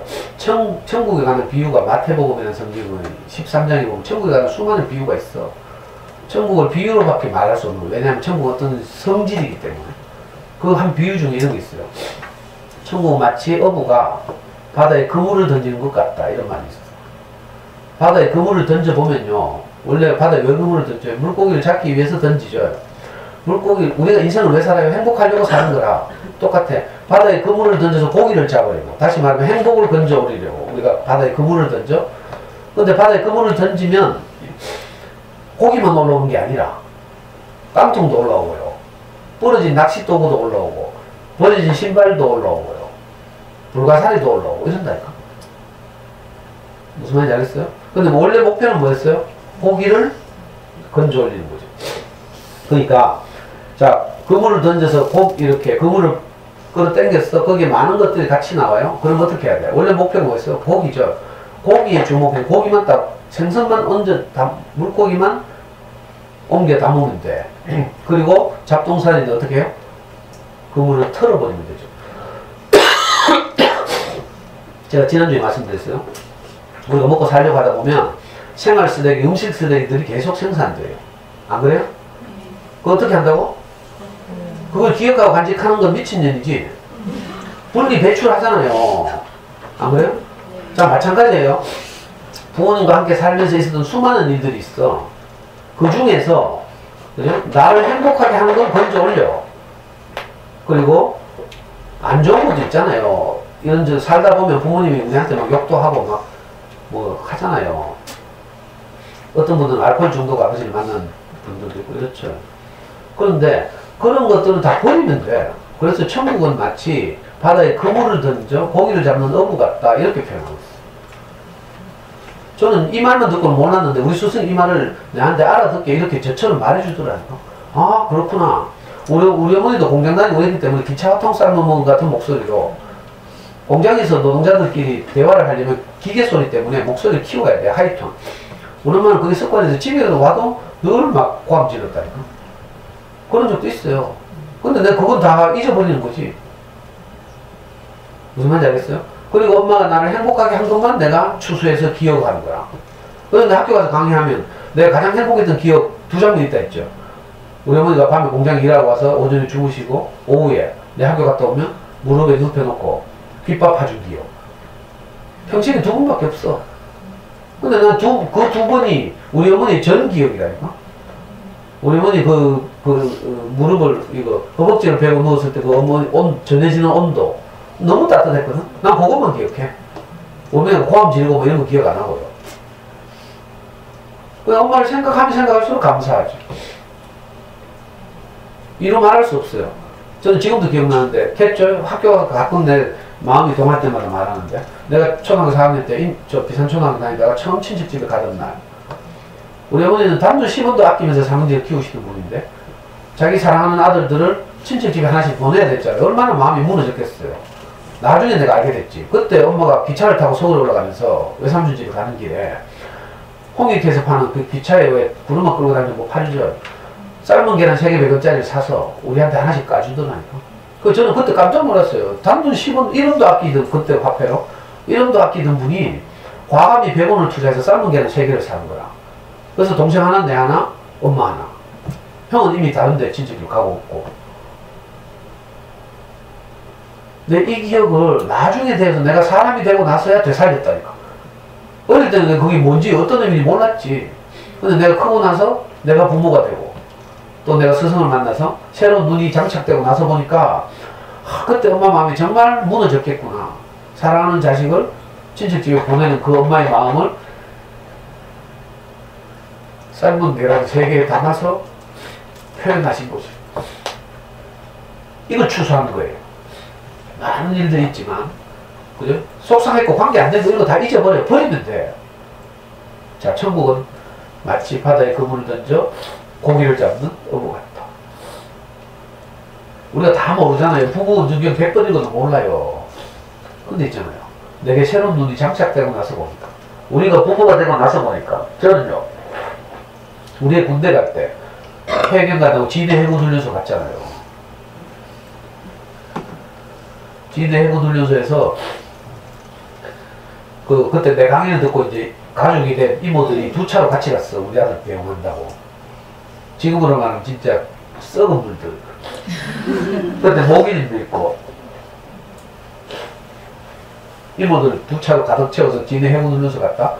명희 엄마하고 명희 태워가지고 훈련소 담장을 넘어 들어가게 됐어. 환송회 하고 우리 명희 엄마는 애 군대 갔는데도 끄떡도 안 하더라. 울지도 않아. 요즘 엄마들 뭐 자가 떤다 하고 인간 내가 돌아온다 하고 근데 거기 갔던 아줌마들 7명은 멀쩡한데 내 혼자 철조망을 붙들고 내가 통곡을 하면서 그랬잖아. 왜 그런지 알아요? 애 군대 보는 것도 속상하지만 내 군대 갈 때 생각이 나는 거예요. 저는 이제 대구 칠성동에 있는 대구 시민운동장 거기 집계를 했어요. 장병들이. 그래서 논산훈련소로 가는 거예요. 거기서 걸어서 이제 운동장에 집계를 해서 인원 파악을 하고 대구역까지 걸어가서 기차를 타고 논산훈련소로 가는데 내가 군대 가는 게 사랑하는 사람들과 헤어지는 게 속상하잖아. 그래서 그때 내 사귀던 아가씨가 있었는데 얘한테 절대 배웅 나오지 마라 했어요. 헤어지는 게 너무 슬프니까 우리 엄마한테도 절대 나오지 마라 했어. 그리고 내 혼자 시민운동에 갔잖아요. 인원 파악이 다 끝나고 시민운동장 정문을 나오는데 한 할매가 그때 우리 엄마 서문시장 지하에서 그 김밥 만들고 이러면서 이제 돈 벌어서 먹고 살 텐데 어디서 많이 보는 할매가 와서 그 시민운동장 문 입구에 서 있는 거라 손수건을 꺼내 계속 눈물을 훔치고 있어. 그리고 우리가 걸어서 대구역까지 가는데 우리 엄마가 계속 따라오더라고. 내하고 사귀던 그녀는 안 왔어.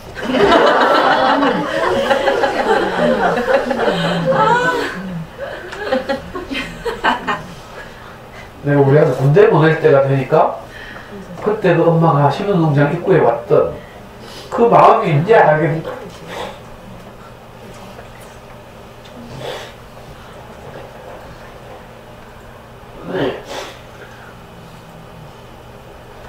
뭐 한둘이 아니에요.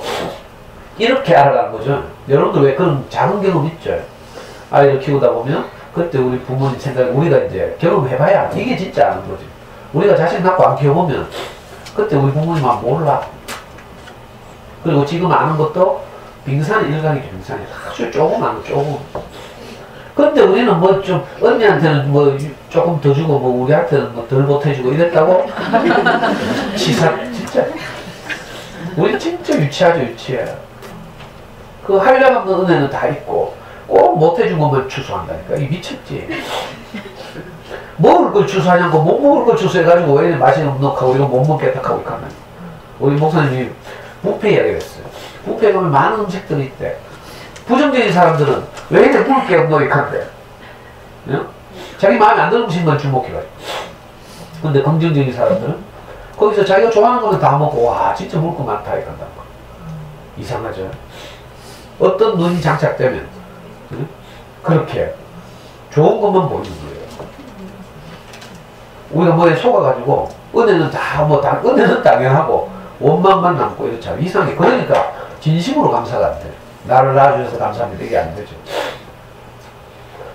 근데 그게 아니라 모든 것이 감사하는 날이에요. 심지어는요, 내가 행복해지면 내가 어릴 때 친척집 간 것도 감사하잖아. 근데 이걸로 얼마나 많이 먹고 사는데. 먹고 사는 게 좀 이상한데, 이 강의할 때 내가 험한 인생을 살았죠. 그러니까 할 말이 얼마나 많은지 몰라.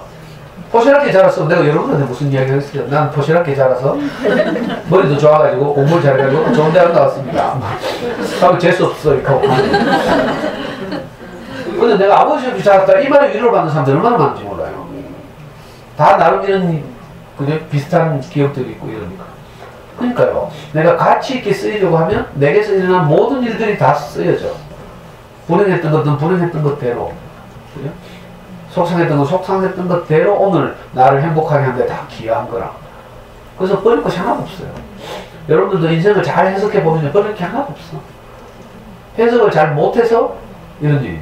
인생은 해석이다 이런 거. 사건은 팩트는 똑같아요. 팩트를 어떻게 해석하냐에 따라서 막 특검하작하기도 하고 별거 아니다 하기도 하고 이런 거라. 아니 내 요즘 보니까 홍준표 완전 미쳤구만. 아니 세계가 지금 기뻐하고 있는데 내가 진보적인 해석하는 게 아니고요. 내 진보를 빼고 그냥 인간으로서 한번 생각해봐. 온 세계가 좋아하고 미국도 좋아한다니까. 원래 미국은 보수편이잖아. 보수편. 지금 가면 미국 막 빨고 있잖아 맨날. 우리는 뭐 옛날에 양키고 캐고 대모할 때 미국 문화원에 맨날 발명 던지고 그랬어요.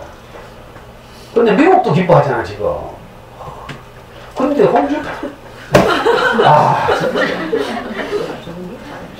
대구에 참 홍준표가 우리의 고등학교 선배잖아. 영남고등학교. 참 모르겠다니까 진짜. 또 달 쏘고 나온 위대한 국회의원 조원진. 와, 나도 달 쏘고 살지만 진짜. 특히 그런 분들이 있어서 문재인 대통령 같은 분들이 더 빛나는 거라. 고맙지. 아니, 카드 이번에 김용욱 교수, 김용욱 선생 알죠? 이번에 어떤 언론하고 CBS인가 인터뷰하면서 홍준표가 너무 자랑스럽다. 역설적으로. 홍준표 같은 사람이 있어야 돼. 초치는 사람이 있어야 더 선거가 빛난다니까. 그렇게 생각해야 돼. 아, 내가 방금 생각을 바꿨어. 조금 전까지 내가 홍준표 참, 아유, 저기 참, 이래 생각했는데 그게 아니네. 김용욱 선생님이 했다니까. 홍준표 너무 사랑스럽다 하면서 인터뷰했다. 애기 땡강 부리는 것처럼. 자, 인생은요, 해석하는 거예요. 팩트가 아니고. 저는 팩트는, 객관적인 팩트는 아버지 초등학교 돌아가시고, 중고등학교 못 다니고, 초등학교 막 전학 다니면서 험한 인생을 살았어요. 공장에 다니고. 오죽하면 내가 초등학교 4학년 때 처음 알바를 했다 했죠. 아이스케이크 장사. 처음 4학년 됐다. 이런 인생 잘 없어. 진짜 내 라이모렌지 나무 읽으면요. 걔 내 같다니까, 제재야. 점점 어긋나는 거 사랑을 못 받으니까 점점 어긋나서 말썽들고요. 저도 얼마나 꼬장 많이 부렸는지 몰라요. 양아치처럼. 어릴 때 보고 자란 게 그거라. 꼬장 부리고 땡강 부리고 막 어떤 집 개업하면요. 양아치 찾아가 우통 먹고 막 뒤집 눕고 이러잖아. 개업하는 데 가가지고. 가면 돈 좀 쥐어주면 이제 나오고. 이게 전형적인 양아치들이 하는 거예요. 내가 꼭 그랬죠. 늘 척치고 막 시비 걸고 땡깡 부리고. 근데 내게 다른 새로운 눈이 생겼어요. 이 새로운 눈이 생기니까 내 지난 모든 날이 감사가 돼요. 이상하죠. 그리고 이걸 수많은 인연의 정체라고 하는 것보다 하나님이 내 인생을 보호하시고 인도하셨구나 이렇게 말하면 내가 훨씬 더 기뻐. 은혜가 돼. 우연이라고 하면 감사할 대상이 없어. 근데 하나님이라고, 우연을 하나님이라고 바꾸고 나니까, 아, 하나님이 내 인생을 골고루 간섭하셨구나. 이렇게 해석하니까 훨씬 기쁘죠. 그러니까 하나님 없더라도 있다는 게 유리해요. 우리한테. 무슨 말인지 알겠어요?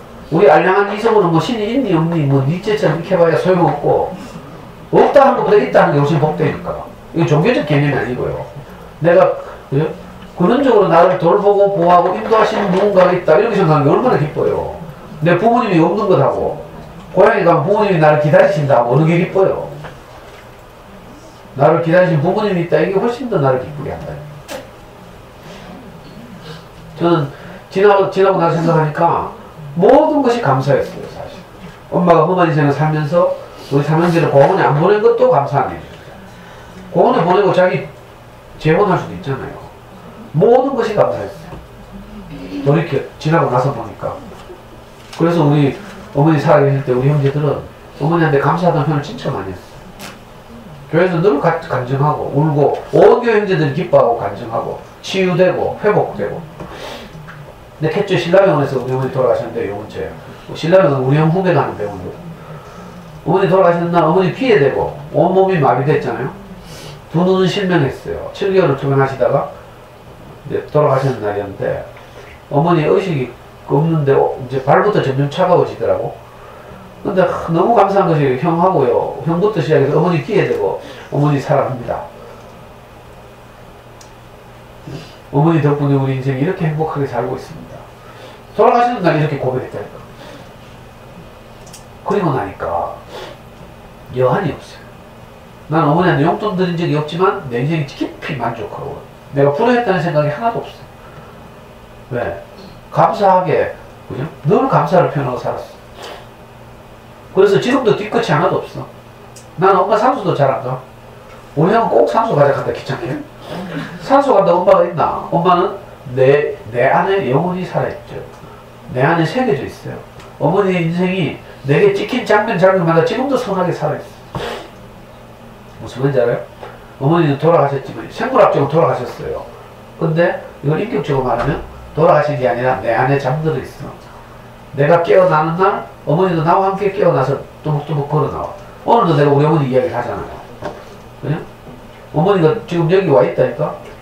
다시 내가 살려내는 거죠. 여러분들이 잘 살면 돌아가신 분들이 살아나. 무슨 말인지 알겠어요? 영원히 헤어지는 게 아니고요. 어머니가 내게, 그죠? 깊이 새겨져 있다니까. 사랑하는 장면들이 내게 다 새겨져 있어. 그러니까 어머니는 나와 함께 영원히 있는 거죠. 사실은 살아계실 때도 우리 형님이 살았기 때문에 나는 별로 못 봤어. 교회 오시면 보고, 나중에 실명하시고 나서 보지, 교회는 못 오고 이랬으니까. 근데 얼마나 버럭하는 줄 알아요? 우리 형수가 막 엄마 너무 안 돼 보이니까 막 의자를 흔들면서 있잖아요. 어머니 하나님한테 기도해보세요. 하면서. 그러니 우리 어머니 뭐라 하는 줄 알아요? 나는 기도할 게 없대요. 왜? 내 인생이 좀 불편하긴 하지만 지금 충분히 감사하다. 내 이 실명하는 일이 혹시 우리 아들에게 왔거나 우리 손주에게 와서 어쩔 뻔했노? 난 차라리 내게 이 바이러스가 온 것이 감사하다. 이렇게 말해요. 정말 긍정을 추수하게 됐죠, 우리 가족. 그래서 제가 여러분들한테도 혹시 있잖아요. 내 이야기를 듣다가 조금 마음이 달라지거든. 재빨리 부모님한테 카톡 날려. 말로 얼굴 보고 잘 하기 어렵거든. 이거 몇 년 들어야 겨우 하는 거야. 근데 이제 그 말로 하기 어려우면 카톡으로 좀 편지로, 어버이날이잖아. 어떤 엄마가 있어요. 성서에 사는 엄마가 제가 강의를 듣고 진짜 시부모님한테 어버이날 용돈을 조금 드리면서 긴 편지를 써서, 얘는 원래는요, 이 아줌마가 맨날 신랑 원망했거든. 돈 잘 못 벌고 뭐 이래가지고 PC방 하다 망하고 맨날 처음 와서는 남편 욕하더라고. 근데 저하고 같이 성경 공부하고 강의를 오랫동안 들었어요. 그래서 완전히 이제 다른 눈이 생겼죠. 그러니까 어느 날 시부모님한테 어버이날 용돈을 드리면서 긴 편지를 써서 보냈어요. 요약하자면, 그죠? 누구 아빠를 잘 낳아서 이렇게 제게 보내주셔가지고 너무 감사합니다. 누구 아빠 때문에 우리 가족은 지금 참 행복하게 살고 있습니다. 이렇게 낳아주시고 내게 보내주셔서 너무 감사합니다. 시어머니한테 이렇게 편지를 보냈어요. 그 다음날 아침에 시어머니가 전화가 왔잖아요. 이 며느리한테. 전화를 안 끊더래, 시어머니가. 뭔가 너무 기쁜데, 그 말로 잘 표현을 못하는 거야, 시어머니. 자기가 듣고 싶은 말을 들은 거죠. 예? 자식이 뭐 훌륭하게 된 건 아니잖아요. PC방 하는 정도니까. 평범한데. 그래도 부모 입장에서는 장한 자식이 우연데. 너는 이상하게 돌아가지고 맨날 우리 아들 욕하고 막. 이래봐 얼마나 시어머니 기분 나쁘겠어요. 근데 이 며느리가 시어머니한테 감사한 거, 당신 아들을 우리한테 잘 길러서 우리한테 보내주셔서, 저한테 보내주셔서 우리가 이렇게 행복하게 살고 있습니다. 이렇게 편지를 보내니까 시어머니 얼마나 기쁘겠어요. 며느리한테 전화해가지고 뭐라고 말하는데 전화를 안 끊는데 너무 기뻐서. 기적이죠, 기적. 우리가 뭐 시부모님 뭐 둘째지 친정 부모님한테도 안 되는데 뭐. 립 서비스밖에 못하죠. 진심으로 나를 낳아주셔서 감사합니다. 어머니, 아버지가 나를 낳아주셔서 오늘 내가 이렇게 행복하게 살고 있습니다. 우리가 이렇게 말할 수 있으면 진짜 성공한 인생이에요. 이게 아무나 되는 게 아니라니까. 빠지지 말고 와서 잘 한번 들어봐요. 그러면 이상하게 내 인생, 팩트, 객관적인 인생을 해석하는 다른 눈이 생겨서. 그 유명한 이야기 있죠. 퍼시 대왕 이야기. 우화 중에 그 유튜브 한번 찾아봐요.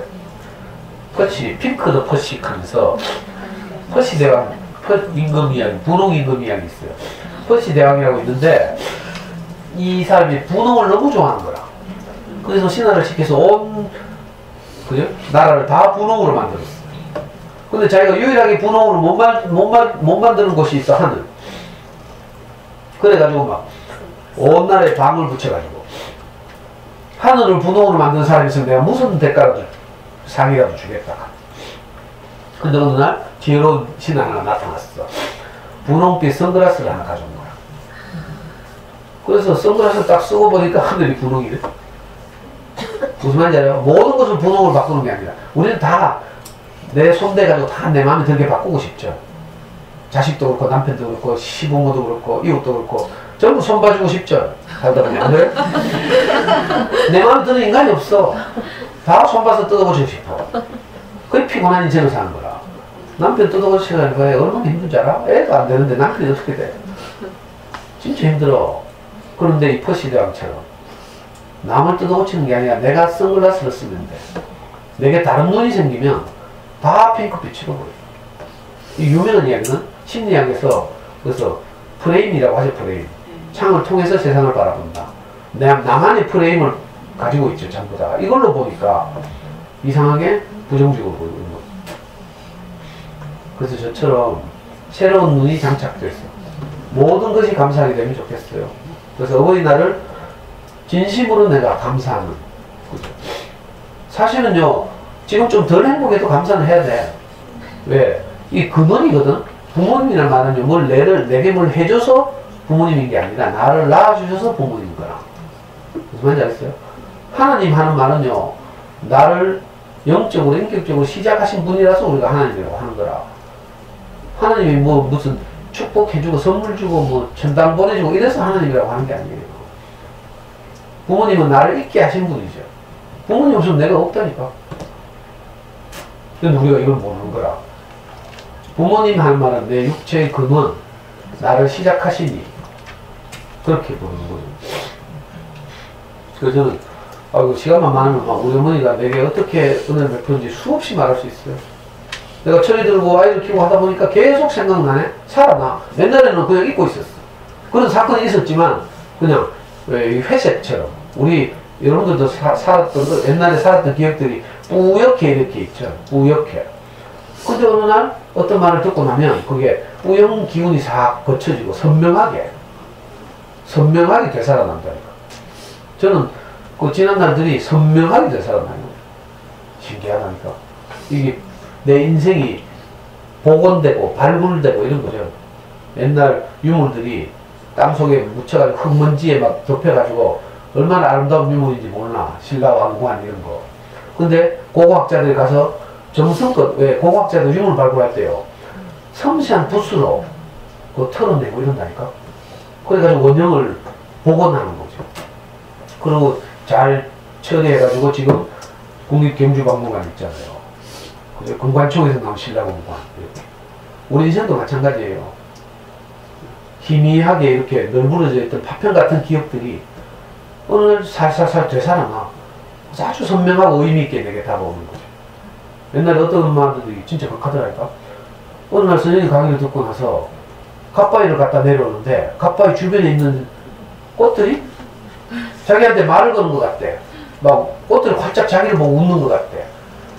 옛날에 회색빛이었던 모든 세상이 컬러풀하게 보인대. 어떤 엄마들이 그렇게 고백하더라. 어떻게 내 고백하고 똑같은지 몰라. 어느 날 보면요, 세상이 컬러풀한 거예요. 여러분들 그 눈을 장착할 때까지 저를 버리지만 않으시면 어느 날 그런 날이 와. 이걸 보고 불교에서 뭐래요? 해탈한다. 이상하게 모든 것이 밝게 보여. 근데 이거 노력으로 되는 게 아니에요. 제가 했죠? 노력하면 똘감이 맨날 맺히던 나무가 그죠? 더 노력한다고 그 나무에다 비료를 계속 주고 거름 주고 이러면 어떻게 돼요? 더 큰 똘감이 열려요. 단감이 열리려면 어떻게 돼요? 이 가지가 잘라서 단감에 접붙여줘야 돼. 그러면 지금 가만히 있어도 단감이 열려. 아니 똘감, 생명이 똘감인데 내가 노력한다고. 그래서 내 엄마들이 노력한다는 말 하면 제일 듣기 싫어. 아니, 노력해서 됐을 것 같으면 뭐 여기 오지도 않지. 벌써 잘 살았을 거 아니에요. 이 노력해서 되는 게 있고 안 되는 게 있어. 그죠? 노력하는 게 아니라 다시 시작하는 거예요. 자르고 접붙여지는 것처럼. 이게 성경에 나오는 비유거든 사실. 저도 그랬어요. 난 노력한 적이 없어. 우리 비형은 노력을 못해. 비형 게을러 터졌거든. 지밖에 모르고. 맨날 밤에 막 잠 안 자고. 우리 세 식구 다 비형이거든. 우리. 저는 지금 요즘 피곤해 죽겠어요. 밤에 맨날 게임하느라고. 아니 얼마나 재밌는지. 내가 뭘 노력해서 내가 뭐 강의 준비를 하고 이런 거 같으면 난 못해. 내가 여러분들한테 강의 준비 안 해줘요. 이상하다니까. 그런데도 엄마들이 좋아하잖아. 요즘 학교마다 가면 이상하게 내가 좀 작년보다 좀 성숙한 것 같다니까. 가면 엄마들이 감동한대. 옛날에 좀 건조했거든. 너무 신기하죠. 그래서 여러분들한테도 이 핑크 대왕의 그 분홍빛 선글라스처럼 인생을 바라보는 새로운 눈이 장착. 지금 수술하고 있다니까 지금. 여기서 자꾸 반항하면 오래 걸리고 수술 받으면서 마취 덜 돼가지고 막 깨고 이렇게 사면 아프기도 하고 오래 걸려. 근데 뭐에 걸려가지고 여기 왔어. 뭐 하여튼 신기하죠. 학교 강의 듣다가 뭐에 걸려가지고 이 먼 길을 여기까지 왔다니까. 저도 그랬어요. 지금은 내가 영문을 몰라. 우리 애 잘 키우고 싶어서 책에 대해서 좀 더 알고 싶어서 자연교에 대해서 좀 이해하고 싶어서 왔지만 이건 내가 알고 있는 표면적인 이유고요. 이면적인 다른 이끌림이 있었구나 이렇게 알게 되는 날이 올 거예요. 물론 다 그렇게 된 건 아니고 탈락한 사람도 많이 있겠지. 탈락해 죄송한데 결별 뭐 좀 있으면 나를 버리겠지. 그래서 제가 맹세코 말하자면 저를 버리지만 않으면 저처럼 돼요. 다른 건 모르겠는데 저처럼 행복하게 된다니까. 하여튼 이제 가정의 달이고 또 다음 주 어버이날이고 이런데 다른 마음이 생겼으면 좋겠고 하나님이 축복하셔서 정말 우리 부모님에게 깊이 진심으로 감사하는 이런 표현을 했으면 좋겠어요. 그럼 얼마나 행복한지 몰라. 그 표현을 하는 내가 제일 행복해. 한번 해봐요. 부모님에게 감사도 말해봐요. 내가 제일 행복하다. 그 감사를 듣는 사람은 둘째 문제고 시부모님한테 한번 해보라니까. 시부모님들 태도가 달라져. 기준인데. 그러니까 노력하지 말고요. 귀만 빌려줍니다. 노력하라 하다 더 잡지 말고. 어떤 엄마 있었어요. 진짜로 효명초등학교 다니는 엄마인데 그 애 문제도 담임이 상담하다 제 강의를 들으러 해가지고 이 엄마가 왔어. 어린 스님이 와가지고 제 강의를 그때 한 2년 들었거든. 그래가지고 용기가 나가지고 시아버지한테 가가지고 시아버지 응? 우리 남편을 잘 길러서 보내주셔서 감사합니다. 이렇게 했다. 지금까지 시아버님은 은혜로 살고 있습니다. 이렇게 말했어. 그랬더니 시아버지가 그래 하면서 네가 그래 그렇게 지난 옛날에 뭐처럼 그렇게 말하면 안 되지 하면서 막 익혔어. 이게 뭐야? 확인사사라는 거야 상대방이. 정말 내가 내 생각을 내려놓고 내가 깊은 죽음을 가지고 가야 감사할 수 있거든. 근데 이 엄마는 아직 덜 죽었는데 가가지고 미리 감사하다고 연습한 거라. 시아버지가 확인사가 그래 감사. 네 옛날에 뭐 요래 말했지 하면서. 거기서 아이고 죄송합니다. 그때는 제가 철이 없어서 인생을 어떻게 사는지 몰라서 그렇게 됐습니다. 이렇게 말하면 되는데 이게 안 되는 거야. 그러니까 갑자기 감사하는 아줌마가 벌떡 일어나서 아버님 이게 아니잖아요.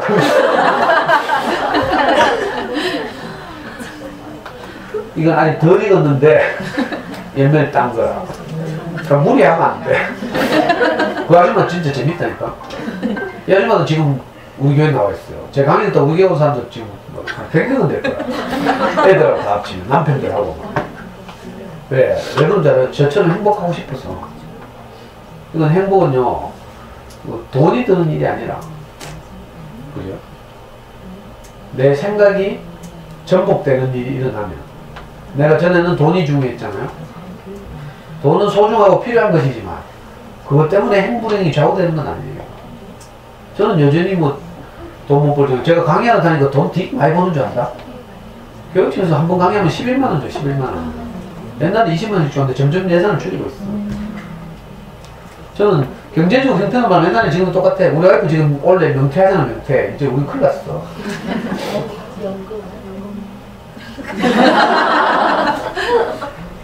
우리 아들 막 엄마 연금 받으면 우리 집 살 때 빌린 돈 갚자 하면서 지가 나중에 갚아야 될 줄 알아. 걱정돼.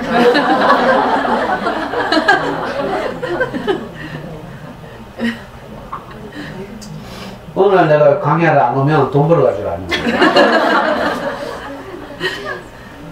하여튼 오늘 아침에 오면서 제가 그런 생각이 들었는데 정말 신기하게도 그죠? 제 관점에서 말하자면 정말 그 어떤 기운이 그죠? 하나님이 여러분들 인도하셔서 이상한 어떤 말을 듣고 마음이 움직여서 여기까지 왔어요. 그 발걸음이 너무 귀하고 할 수만 있으면 이 인연이 저는 계속됐으면 좋겠다 이런 생각이 들어요. 하여튼 연휴 잘 보내시고요. 정말 그죠? 이 조금씩 우리가 달라져서 우리가 사는 삶이 행복해졌으면 좋겠고 또 우리로 인해서 우리 주위가 행복해졌으면 좋겠어. 내가 행복해지면 우리 아이들도 행복해지고 우리 부모님도 행복해지고 한 사람이 바뀌면 다 행복해져요. 이상하네. 제가 그걸 증명하잖아요. 제가 행복해지고 나니까 저를 만나는 모든 사람들은 행복해져요. 막 죽겠다고 상담을 오잖아. 애들 데리고. 근데 나갈 때 웃으면서 나간다니까. 자퇴하겠다고 온 어떤 고등학생이 있어. 저하고 2시간 이야기하고 난 다음에요. 고등학교 잘 졸업하더라니까. 그래서 여러분들이 저하고 인연을 끊지 말고 잘 있어봐. 혹시 애들이 커서 사춘기 때 어떤 일이 일어날지 모르거든? 그때 내 생각이 나야죠. 성준이하고 나하고 지금 게임하는 게 아주 중요하다니까. 관계가 생기고 신뢰가 생기잖아요? 그럼 나중에 진짜 어려움에 처했을 때 그죠? 누군가하고 의논할 수 있잖아요. 근데 엄마들은 계산한다니까. 또 선생님하고 게임하네. 저 중독인데. 그렇게 단순하게 생각하지 말고 우리 이곳에서 많은 일이 있었어요. 다 지나가는 거라. 뭐 유행이 어떤 때는 루비큐브가 했던 루비큐브 몇 달 하거든요. 공기놀이 몇 달 하거든. 그때는 끝이 안 날 것 같아. 엄마들 내하고 맨날 내가 저 카드놀이 가르쳐 줘가지고 저를 좋아하는 엄마들은 금요일 저녁마다 모여서 저거 했잖아요. 훌라. 나는 돈 안 걸면 재미없어서 못하거든. 그런 엄마들 돈 걸고 하거든. 그리고 뭐 이걸 도박이라 개사고 막 얼마나 재밌는데 하다 맨날 싸우고 제가 목인이 반칙하면 내가 칼 확 집어 던지고 집에 가보고 막 이런 일이 한두 번이 아니에요. 근데 이게 다 지나간다니까. 어떤 데는 클리코 갖고 놀고 어떤 데는 바깥 놀이터 가서 계속 놀고 그죠? 그러면서 이제 관계가 생기고 성장하고 이런 거지. 이렇게 그죠? 밀물과 썰물이 교차하다 보면 신기하게도 모래에서 자꾸 뭐 죽을 것이 있다는 조개를 그죠? 이 사람 밀물과 썰물이 교차하는데 뭔가 거기서 건지는 거야. 우리 인생도 마찬가지예요. 이런 일 저런 일들이 그죠? 왔다 갔다 하죠. 계속. 그런데 거기서 우리가 뭘 건져올려요? 우리를 행복하게 하는 것들을 건져올리는 거야. 자, 오늘 이거 잊으면 안 돼요. 천국은 마치 바다에 그물을 던져 고기를 잡는 어부 같다. 이 어부의 목표는 고기를 잡아서 옮겨 담는 것이지 그 거기에 잡동산이 올라온 것들에 주목하고 신경질 나면서 막 어떤 사람은 깡깡통 발로 밟고 막 이런다니까. 그러다 자기 운동화 기스나잖아. 그죠? 그럼 그물을 털어버리고 다시 그물을 또 던지고 또 잡아 올린 고기만 담고 나머지는 버리고. 일상을 살면 항상 이렇게 잡동산에 쓰레기들도 생기거든요. 그죠? 그건 저장할 일이 아니라 그건 털어버리고 다시 그물을 던지고 이렇게. 우리가 아이들하고 살다가도 속상한 일이 생기잖아요. 근데 그걸 자꾸 기억하면 안 되지. 그건 지나가는 일이니까 버리고 아이들이 우리와 함께 행복하게 했던 것만 추수해서 기억하고 이렇게 행복하게 살았으면 좋겠습니다. 다음 주에 볼게요.